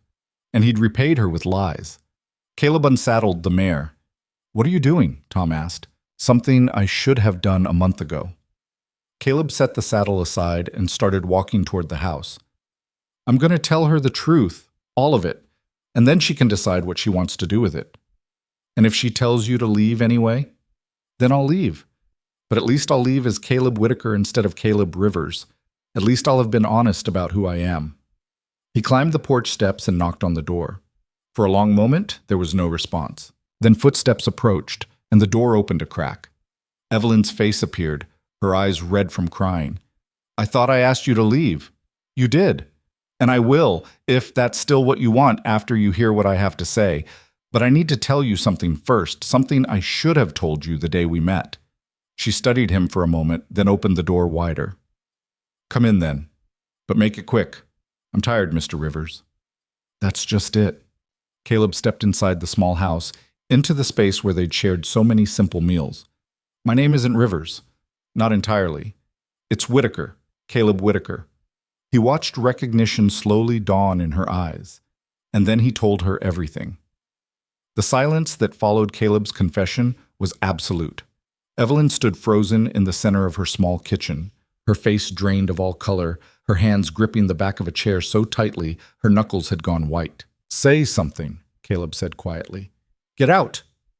The words were barely a whisper, but they carried the force of a shout. "Evelyn, get out of my house!" Her voice was stronger now, shaking with rage and betrayal. "Get out right now before I—" She stopped, her breath coming in short gasps. "You lied to me. Every single day, every single moment. You stood in my kitchen and ate my food and slept in my barn, and let me believe you were someone you weren't. I know, I'm sorry. Sorry?" Her laugh was jagged, painful to hear. "You're sorry? You're one of the richest men in the territory. You own more land than most towns, and you came here pretending to be broke, pretending to need help, pretending to—" Her voice cracked. "Why? Was this funny to you? Was I some kind of entertainment? Poor sick widow, let's see what she'll do for a stranger." "No, it was never like that." "Then what was it like?" She moved around the table, putting furniture between them like a barrier. "Explain to me how any of this makes sense. Explain to me why a man with everything would come to a place like this and lie to someone who has nothing." Caleb took a breath, choosing his words carefully. "Because I needed to know if anyone could see me. Really see me. Not my money or my power or what I could do for them, just me." "So you used me as a test?" "No, yes." Her eyes were blazing now. "You used me. You used my poverty, my desperation, my situation to see if I'd pass some kind of character examination you'd designed. You wanted to know if I was good enough, pure enough, selfless enough to be worthy of the great Caleb Whitaker's attention. It wasn't like that. Then what was it like? Tell me, because from where I'm standing, it looks like you treated my entire life as some kind of social experiment." The accusation stung because there was truth in it. However noble his intentions might have been, he had deceived her, had watched her struggle and suffer while hiding the means to help her. "I was lonely," he said quietly, "surrounded by people every day and completely alone. Everyone who smiled at me wanted something. Every friendship came with conditions. Every woman who showed interest was interested in my bank account, not me. I couldn't remember the last time someone had looked at me like I was just a man instead of a source of money or power. So you decided to lie to someone who couldn't afford to see through your disguise. Someone who was too sick and too poor to question a drifter showing up asking for work." Her voice was bitter. "Very brave of you, Mr. Whitaker." "I know how it sounds. Do you? Do you really?" She was shaking now, her whole body trembling with emotion. "I gave you water. My last cup of water. I fed you when I barely had enough to feed myself. I let you into my home, into my life, and the whole time you were lying to me. I paid your debt." The words came out before Caleb could stop them. Evelyn froze. "What?" "The foundation. The $800. That was me. I created the foundation, hired the lawyer, paid off the debt to save your land." Her face went from pale to red. "You did what?" "I couldn't let Patterson take your land, so I found a way to pay the debt without revealing who I was." "Without revealing—" He laughed, wild and almost hysterical. "You manipulated my life from the shadows. You played with my future like it was a game. You didn't ask me what I wanted, didn't consult me, didn't give me any choice in the matter. You just decided what was best for poor helpless Evelyn and made it happen. I was trying to help."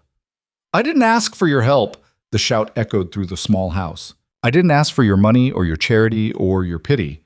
I asked for the truth, and you couldn't even give me that. I'm giving it to you now." "Now?" Her voice dropped to something dangerous. "After you've already rearranged my entire life? After you've paid off my debts and tied up my land and created foundations in secret? Now you decide honesty might be appropriate?" Caleb had no answer for that. Evelyn moved to the door and opened it wide. "Get out. Take your horse, take your guilt, take your money, and leave. I don't want to see you again." "Evelyn, please, don't." She held up a hand, her whole arm shaking. "Don't say my name like we're friends. Don't act like you care. You don't know me well enough to care, because you've been too busy lying to actually get to know who I am. I do know you. I've watched you. Watched me like I was some kind of specimen. Studied me to see if I met your standards." Her eyes were wet now, tears streaming down her face. "The worst part is, I thought you were different.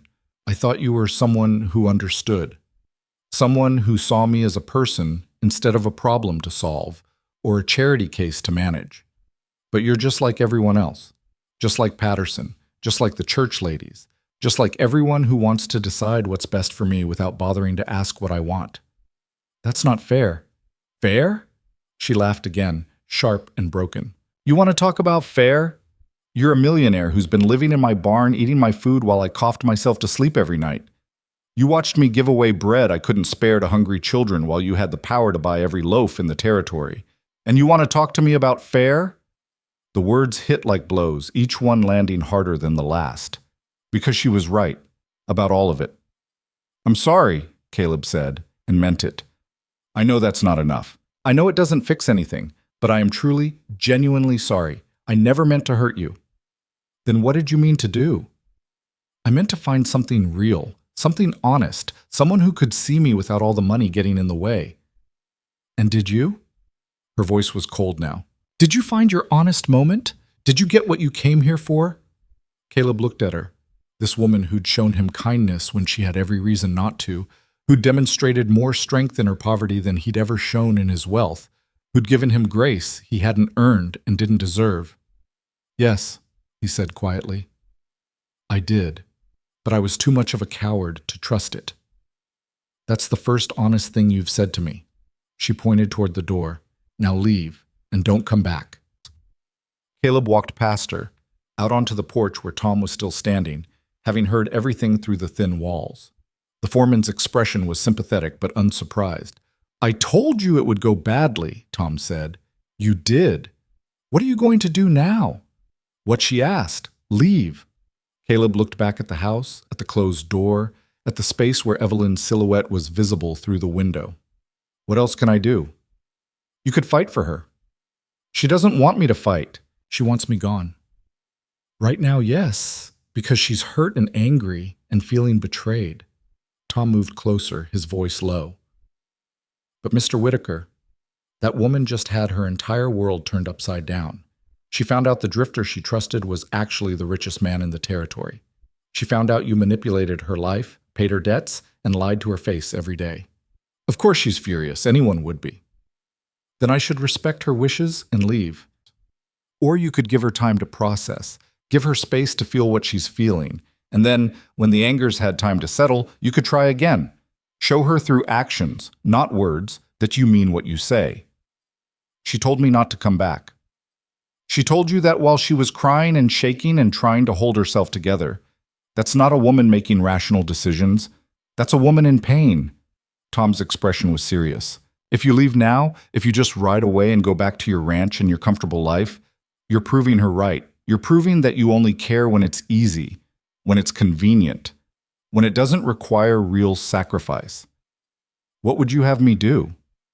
Stay. Not here, obviously, but stay in Bitterwater. Let her see that you're not running. Let her see that her anger doesn't scare you off. And most importantly, let her see that you're willing to be honest, even when honesty is hard and uncomfortable and doesn't get you what you want. Caleb looked toward the house again. Through the window, he could see Evelyn had collapsed into a chair, her face in her hands. The sight made his chest ache. She hates me. Right now, probably. But hate and love are closer than you think. Both require caring. Both require investment. Indifference is the real killer.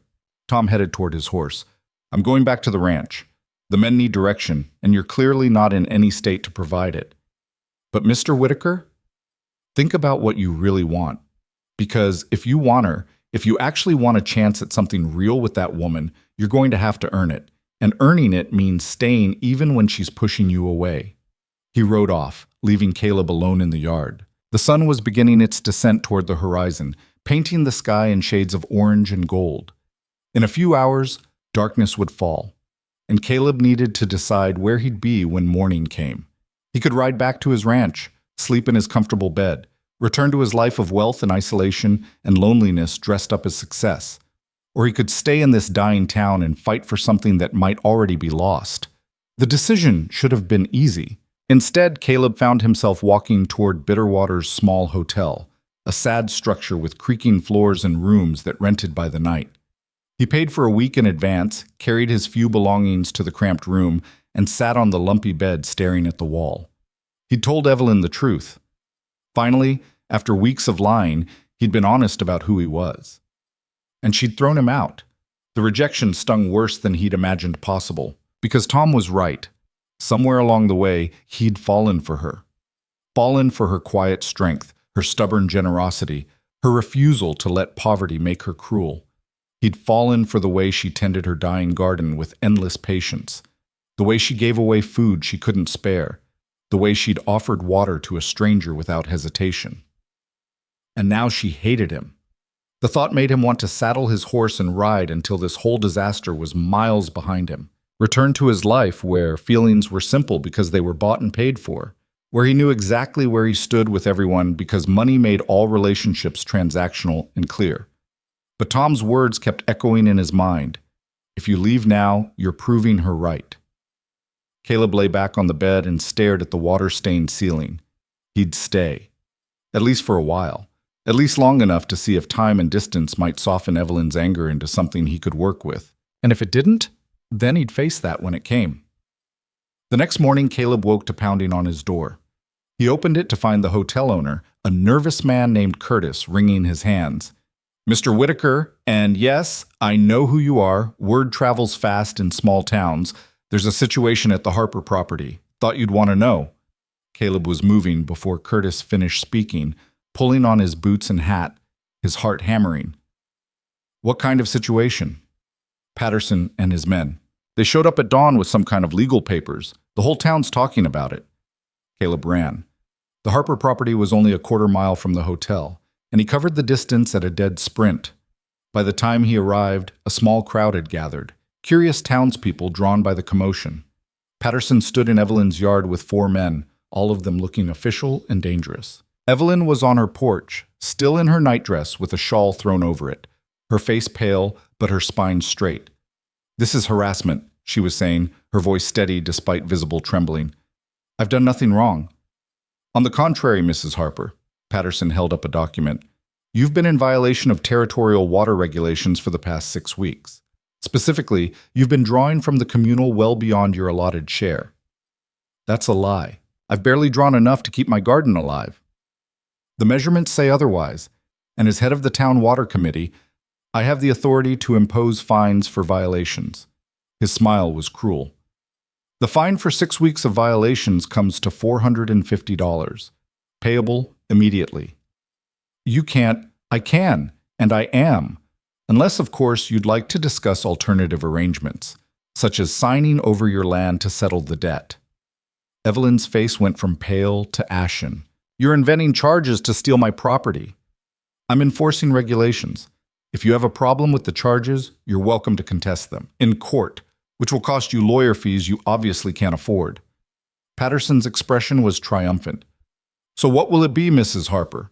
$450 or your signature on a deed transfer? Neither. Caleb's voice cut through the conversation like a knife. He pushed through the crowd, his eyes locked on Patterson. The charges are fraudulent, and you know it. Patterson's face twisted with barely concealed rage. Ah, Mr. Whitaker, I wondered when you'd appear. Come to protect your investment? What investment? Don't play innocent. The mysterious foundation that paid her debt? I did some investigating. Very interesting what I found. He pulled out another document. The Frontier Widows Protection Fund was created 3 days before it paid Mrs. Harper's debt. The bank account was funded with a single transfer from an account belonging to, he paused dramatically, the Whitaker Ranch Corporation. The crowd murmured, heads turning between Caleb and Evelyn. Evelyn's face was unreadable, but Caleb saw her hands clench.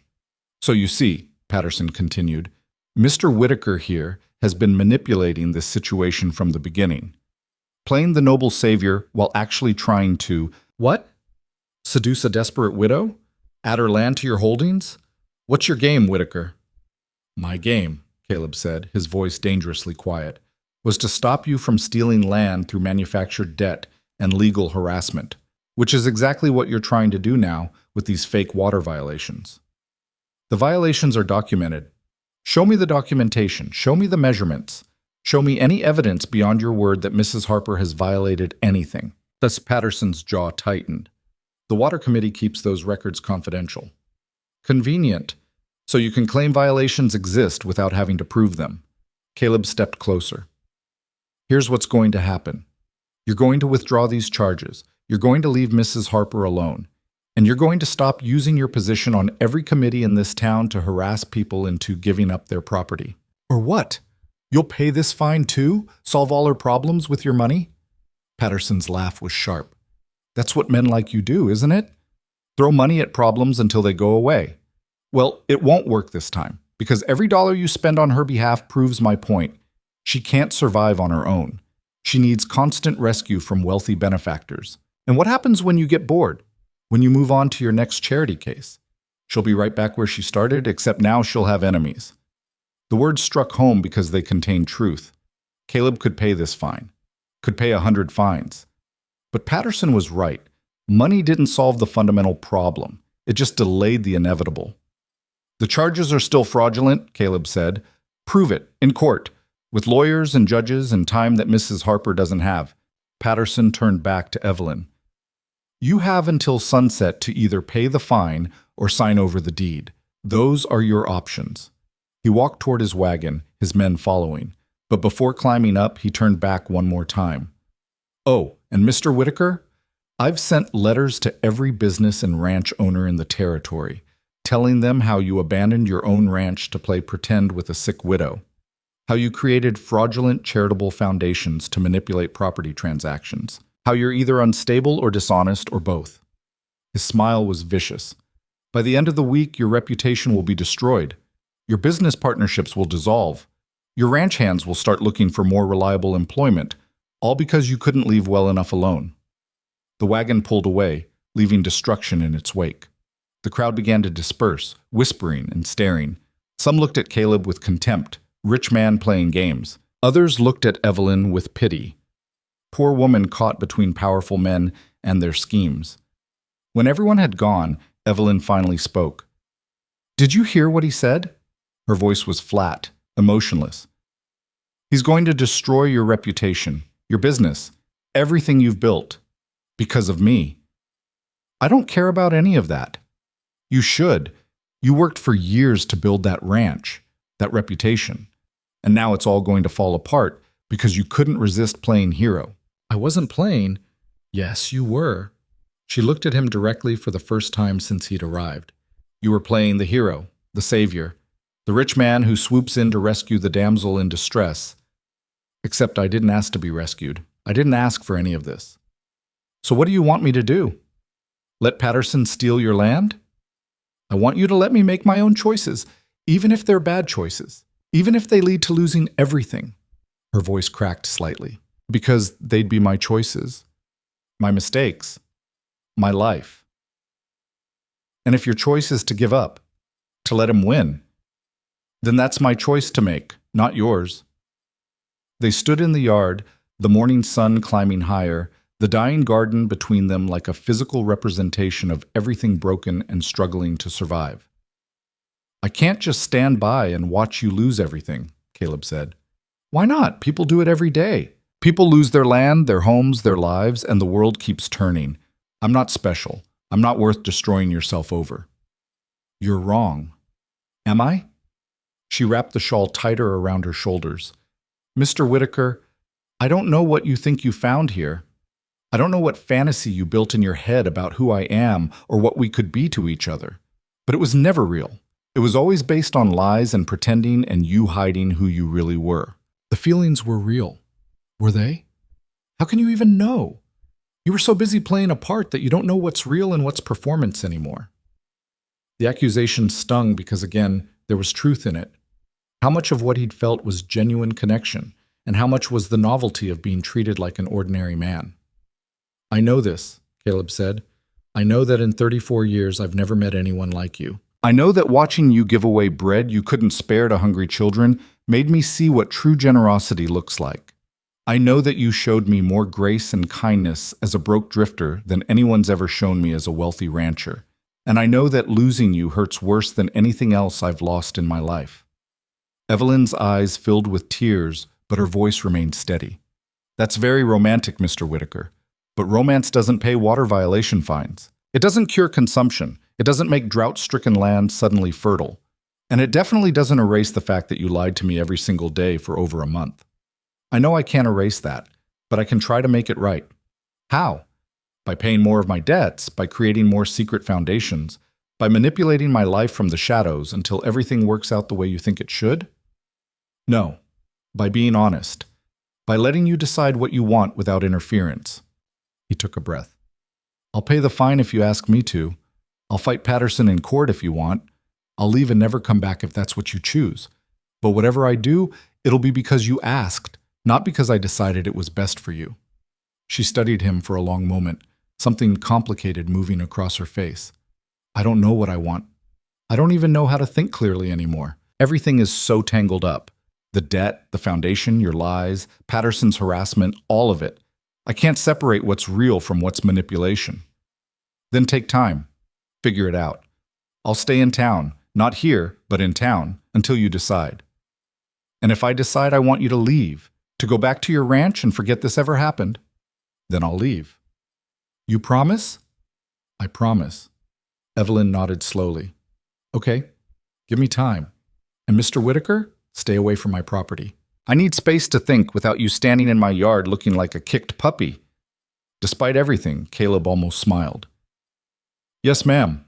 He turned to leave, then paused. For what it's worth, I meant what I said, about the feelings being real. Whatever else was false, that part was true. I believe you, Evelyn said softly. That's what makes it hurt so much. Caleb walked back toward town, his chest tight with a mixture of hope and dread. He'd told the truth. He'd given her the choice. He'd done what Tom suggested. Now he just had to wait and see if it was enough. Behind him, Evelyn stood alone in her yard, watching him go. And for the first time since this whole mess began, Caleb allowed himself to wonder if maybe, just maybe, honesty might actually be enough to build something real on. Even if that something started with ruins and mistakes and broken trust. Even if the road ahead was harder than anything he'd ever faced. Even if the woman he loved had every reason to send him away forever. He'd wait, and he'd hope, and he'd finally be the man he should have been from the beginning. Honest, vulnerable, and willing to let her make her own choice about what came next. The days that followed were the longest of Caleb's life.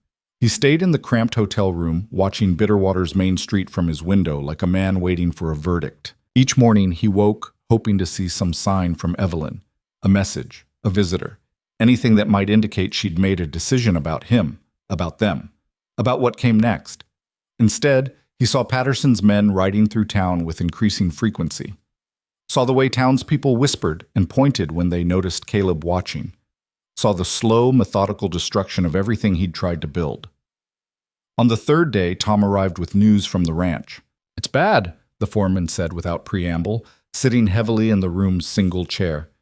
Patterson's letters did their work. The cattle buyers in Silver City won't do business with us anymore. 3 of our biggest contracts got canceled, and we've lost 4 ranch hands. They heard rumors you'd gone crazy, abandoned the operation, and they didn't want to work for an unstable boss. Caleb absorbed this information without visible reaction. Can you keep things running? For now. But, Mr. Whitaker, you need to come back. You need to show your face, reassure people, handle the business yourself. This thing with the widow... Tom stopped at the look on Caleb's face. This thing with Mrs. Harper isn't worth losing everything you've built. Yes, it is. Is it? Because from where I'm sitting, you're destroying your life for a woman who won't even speak to you. She asked for time. I'm giving her time. Tom shook his head in frustration. And what happens when that time runs out? What happens at sunset today when Patterson comes to collect his fine or take her land? Are you going to pay it? Let her lose everything? What's the plan here? Caleb had been asking himself the same questions for 3 days straight. I told her I'd let her make her own choices. That includes the choice to fight Patterson or not fight him, to accept help or refuse it. It's not my decision. That's noble and stupid in equal measure. Tom stood up, pacing the small room. You know what I think? I think you're using her request for time as an excuse to avoid making hard decisions. You're hiding up here in this hotel room, watching from a distance, telling yourself you're being respectful when really you're just being a coward. The accusation stung. What would you have me do? I'd have you go to her, talk to her, fight for what you want instead of passively waiting for her to decide your fate. Tom's voice softened slightly. Mr. Whitaker, that woman is scared and hurt and facing losing everything. She doesn't need space right now. She needs someone willing to stand beside her and fight. Not for her. With her. As an equal, not a savior. She told me to stay away. She told you that 3 days ago when she was angry and overwhelmed. People say things in the moment they don't mean. What matters is what she needs, not what she said when she was trying to protect herself from more hurt.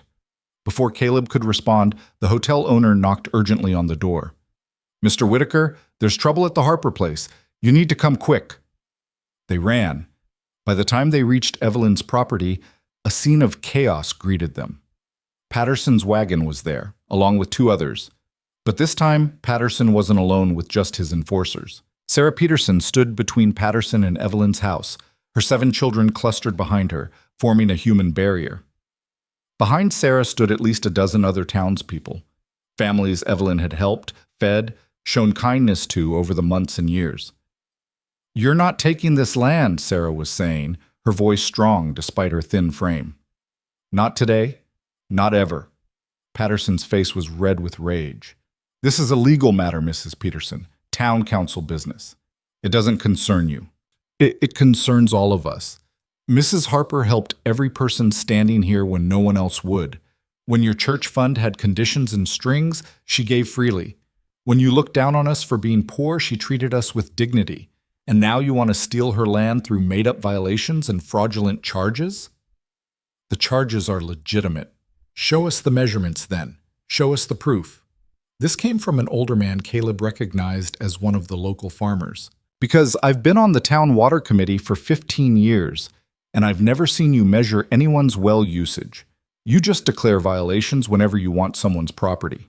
Patterson's jaw tightened. I don't have to justify official town business to a mob. Then maybe the territorial government would like to review your official town business, Caleb said, stepping forward. He held up a telegram he'd received that morning. I contacted the Territorial Water Authority. Turns out the town council doesn't actually have the power to levy fines for water violations. That authority rests with the territorial government, which means every fine you've imposed over the past 5 years has been illegal. The crowd murmured, angry whispers spreading like wildfire. Patterson's eyes darted between Caleb and the telegram, calculating. You're bluffing. Am I? The territorial inspector will be here in 3 days to review all of Bitterwater's water management records. I'm sure he'll be very interested in how many fines you've collected and where that money went. The official development fund? Or somewhere else? For the first time, Patterson looked uncertain. This isn't over, Whitaker. Yes, it is. You've been using your position to steal property for years. That ends now. You think you can ride into this town and change everything? You think these people will thank you? Patterson gestured at the crowd. You're just a rich man playing games. Once you get bored, you'll leave. And all of them will still be here, still struggling, still desperate. What happens then? The question hung in the air, unanswered. Because Patterson was right about one thing. Caleb couldn't stay in Bitterwater forever. Eventually, he'd have to return to his ranch, his business, his life. And when he did, these people would still be facing drought and poverty and men like Patterson who exploited both. But before Caleb could respond, Evelyn's voice cut through the tension. He won't have to stay. She stood on her porch, dressed simply, her face still pale, but her eyes clear and determined. She walked forward slowly, the crowd parting to let her through. Mr. Patterson, you're right that Mr. Whitaker can't solve all our problems, but he's shown us something important, that we don't have to accept your manipulation as inevitable, that we have power if we choose to use it. She looked at the assembled crowd. How many of you have paid fines to Patterson over the years? Fines that were supposedly legitimate, but always seemed to come right when you were most desperate? Hands raised throughout the crowd. More than half the people gathered. And how many of those fines went away when you agreed to sell property or sign over water rights or make other concessions that benefited Patterson's interests? More hands. Almost everyone now. Evelyn turned back to Patterson. You've been running this town like your personal kingdom, using fear and false authority to take what doesn't belong to you, but it stops today. Not because Mr. Whitaker saved us, because we're choosing to save ourselves. Patterson's expression twisted with rage. You ungrateful... I'm grateful, Evelyn interrupted. Grateful that Mr. Whitaker showed me what generosity without conditions looks like. Grateful that he paid a debt I couldn't pay, even though I was angry about the deception. Grateful that he's willing to lose his reputation to expose your corruption. She paused. But I'm also capable of standing on my own, of making my own choices, which is why I'm telling you to leave my property now. You still owe. I owe nothing. The territorial inspector will determine that. Until then, you have no authority here. Patterson stared at her for a long moment, then at Caleb, then at the crowd of townspeople who'd finally found the courage to stand against him. This isn't finished, he said, climbing into his wagon. Not by a long shot. But his voice lacked its usual conviction, and as his wagon pulled away, everyone there knew something fundamental had shifted. The crowd began to disperse slowly, people thanking Evelyn, touching her arm, promising support. Sarah hugged her tightly, whispering something that made Evelyn's eyes fill with tears. Finally, only Caleb and Evelyn remained in the yard. They stood several feet apart, neither quite sure how to begin. "Thank you," Evelyn said finally, "for the telegram, for exposing Patterson. You didn't need me. You had already won by the time I arrived." "Maybe, but it helped having someone willing to fight beside me." She looked at him directly. "I've been thinking these past 3 days about everything you said, everything you did, the lies and the truth all mixed together." Caleb's heart hammered in his chest. And I'm still angry. I'm angry you lied. Angry you manipulated my life without asking. Angry you didn't trust me enough to be honest from the beginning." She paused. "But I also understand why you did it.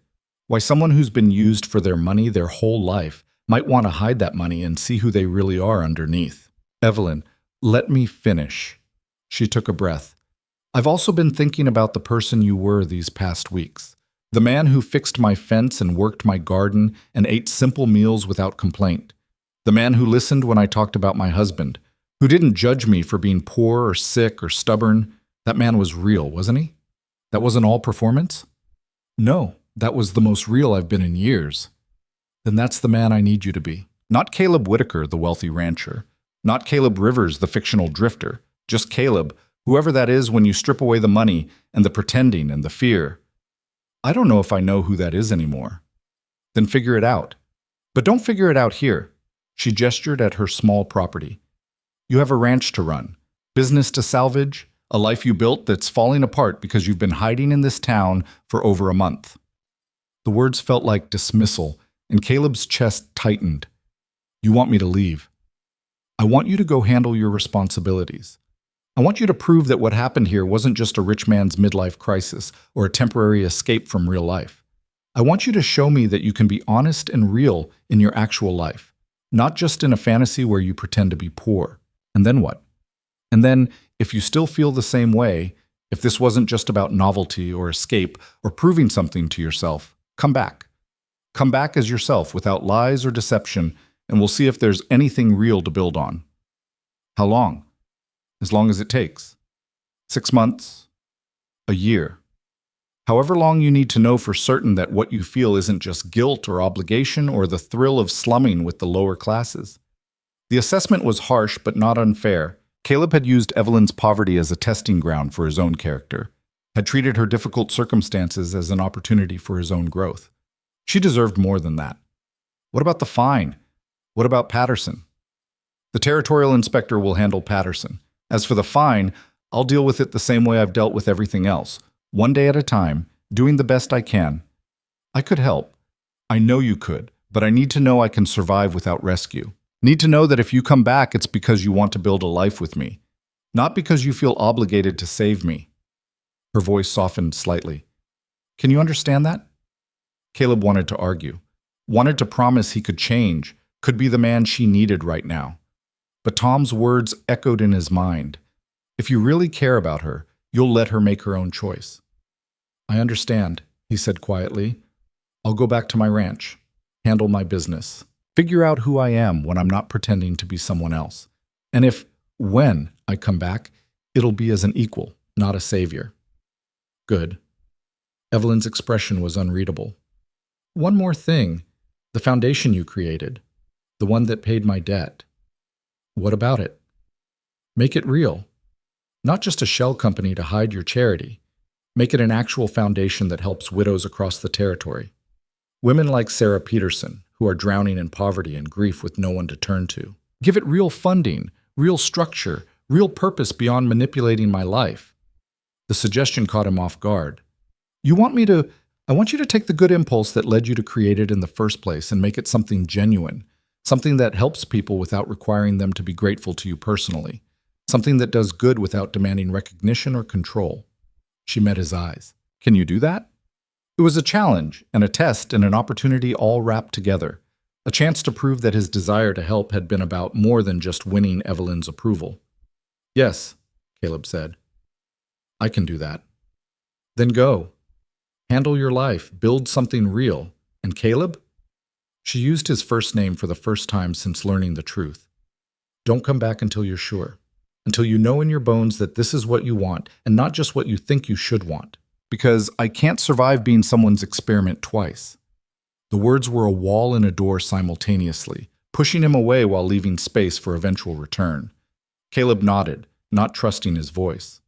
He walked to where Tom was waiting with the horses, mounted up, and rode away from the Harper property without looking back. The return to the Whitaker ranch felt like entering a different world. The comfortable main house, the well-fed cattle, the competent workers who jumped to follow his orders, all of it felt almost surreal after weeks of sleeping in a barn and eating simple meals and working with his hands until they bled. Tom had been right. The business had suffered, but it wasn't beyond repair. Caleb threw himself into salvaging what he'd nearly destroyed through his absence.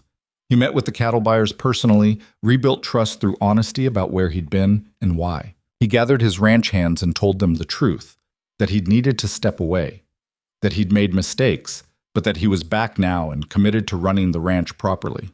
Some left anyway, but most stayed, willing to give him another chance. At night, alone in his big house, Caleb worked on the foundation. He hired a lawyer to structure it properly, established a real board of directors, created guidelines for who qualified for assistance and how funds would be distributed. He endowed it with enough money to operate for years without his direct involvement. The Frontier Widows Protection Fund became exactly what Evelyn had challenged him to make it, a genuine charitable organization helping women across the territory maintain their independence and dignity.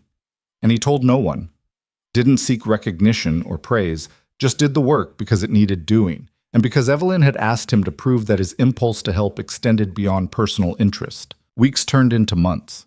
Summer gave way to fall, and fall toward winter. Caleb ran his ranch, managed his business, and slowly rebuilt the reputation Patterson had tried to destroy. He didn't return to Bitterwater. Instead, he asked Tom to ride through occasionally and report back. The foreman returned each time with updates delivered in his characteristically blunt manner. The widow's still there, still struggling but surviving. Her garden's doing better. They got some rain last month. She's thin as ever, still coughing, but she hasn't given up. Tom would pause, studying Caleb's face. Patterson's been quiet. The territorial inspector found enough evidence of corruption to remove him from every committee he served on. The town's slowly recovering. Each report was a small relief and a fresh ache. Caleb wanted to ride to Bitterwater immediately, to see Evelyn with his own eyes, to know she was all right beyond Tom's brief summaries. But he'd promised to stay away until he was sure, and he needed to be absolutely certain. 4 months after leaving Bitterwater, Caleb woke one morning and realized something had shifted. The desperate hunger that had driven him to create Caleb Rivers had quieted. The need to prove something to himself, to others, had faded. He looked around his comfortable house and felt neither pride nor shame, just acceptance. This was his life, his work, his responsibility, and that was fine, but it wasn't enough. He wanted more than financial success and social standing. Wanted the kind of connection he'd glimpsed in Evelyn's small kitchen over simple meals. Wanted the satisfaction of work that meant something beyond profit. Wanted to build something real with someone who saw him, really saw him, without the distortion of wealth getting in the way. And he wanted Evelyn, not because she needed rescue, not because helping her made him feel good about himself, but because in all his 34 years, he'd never met anyone who challenged him and comforted him and made him want to be better in equal measure. Because she'd shown him grace when he deserved condemnation. Because her quiet strength had revealed his own weaknesses. Because loving her had taught him what love actually meant, choosing someone's good over your own comfort, even when it hurt. Tom found him in the barn that afternoon, checking on a mare about to foal. "You've got that look," the foreman said. "What look?" "The look that says you've made a decision. Let me guess. You're going back to Bitterwater." Caleb smiled slightly. "Am I that obvious?" "Only to someone who's known you for 8 years." Tom leaned against a stall door. "You sure about this? Because if you go back and she rejects you, it's really over. No more second chances." "I know." "And you're going anyway?" "I am." "Then take my advice, Mr. Whitaker. Don't go back as the rich rancher bringing solutions to all her problems. Don't go back with grand gestures or expensive gifts. Just go back as a man who loves her and is willing to build something together, whatever that looks like." "That's the plan." "Good." Tom's expression softened slightly. "For what it's worth, I hope she says yes. You've been less insufferable these past few months. I'd like to keep it that way."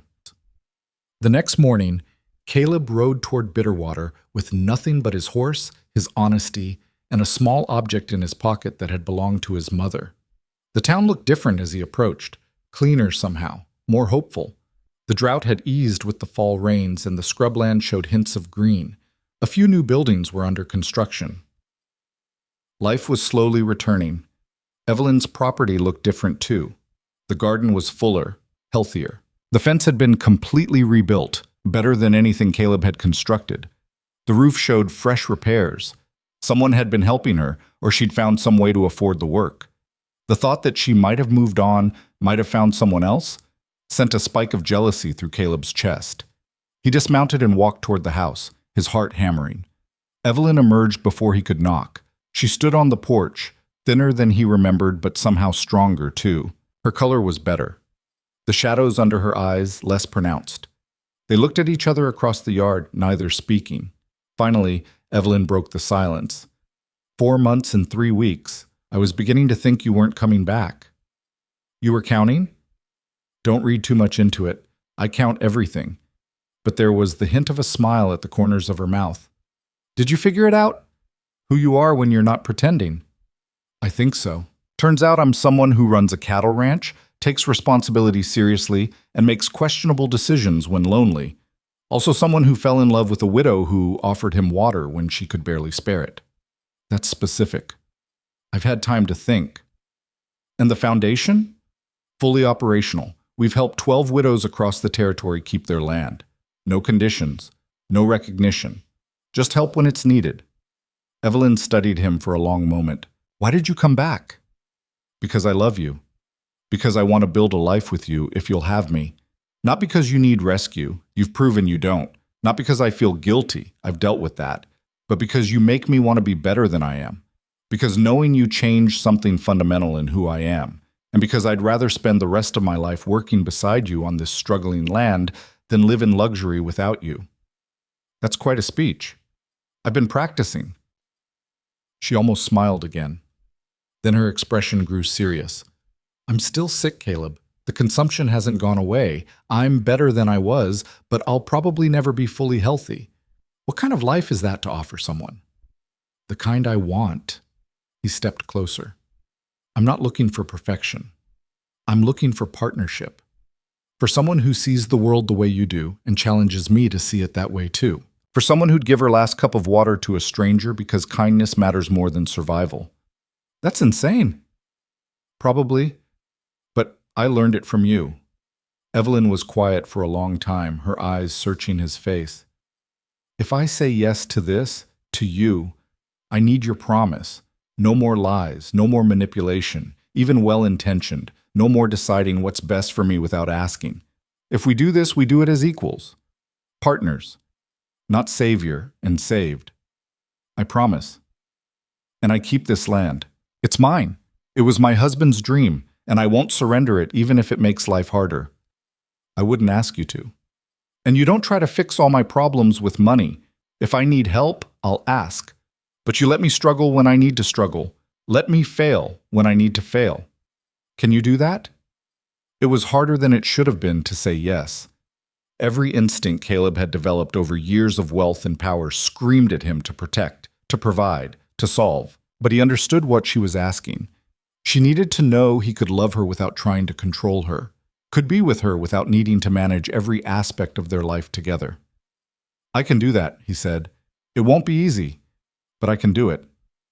"Then ask me properly." Caleb pulled the small ring from his pocket, his mother's ring, simple gold with a single small stone. Nothing fancy, nothing that screamed wealth or power, just a ring that had meant something to someone he'd loved. He knelt in the dusty yard, in front of the house that barely stood, beside the garden that still struggled despite the rain. "Evelyn Harper, will you marry me?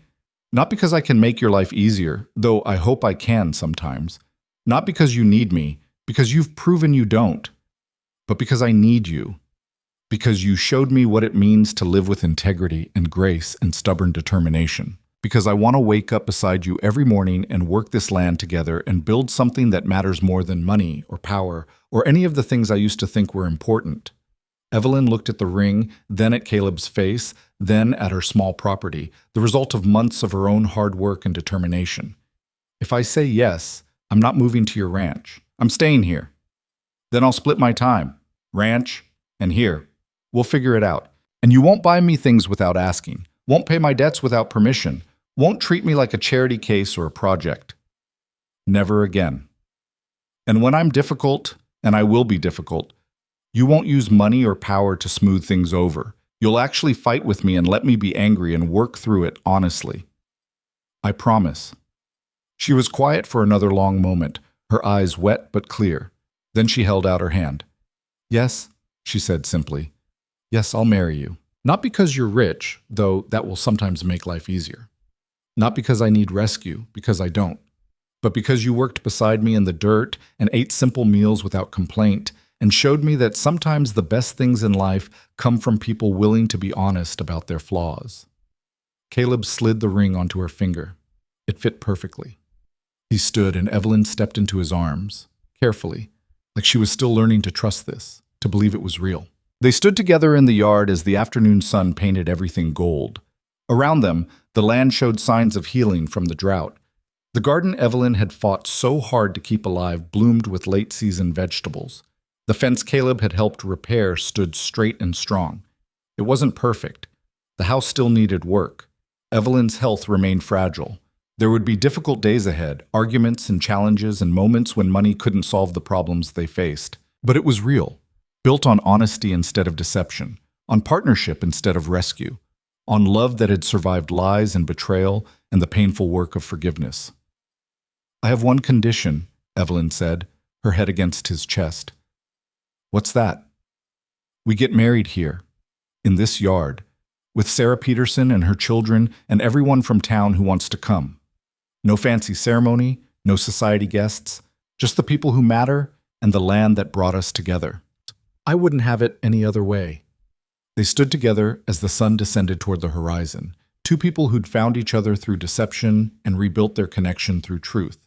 Two people who'd learned that real love wasn't about grand gestures or financial rescue, but about choosing each other every day with full knowledge of flaws and weaknesses and imperfections. And as the first stars appeared in the darkening sky, Caleb Whitaker understood something he'd been searching for his entire life. The richest man in the territory had finally found the one thing money couldn't buy, a love freely given by someone who saw him completely and chose him anyway, not because of his wealth, not despite his mistakes, but because of who he'd become through knowing her. Together, they walked toward the small house that would never be as grand as his ranch, but would always feel more like home. And for the first time in longer than he could remember, Caleb felt the quiet satisfaction of knowing he was exactly where he belonged, with a woman who'd offered him water when she had nothing to spare, who'd shown him what real generosity looked like, who taught him that the most valuable things in life couldn't be purchased or controlled, only earned through honesty, humility, and the courage to be vulnerable. The door closed behind them, shutting out the New Mexico night. And inside, two people who'd found each other through lies began building something true, one honest day at a time.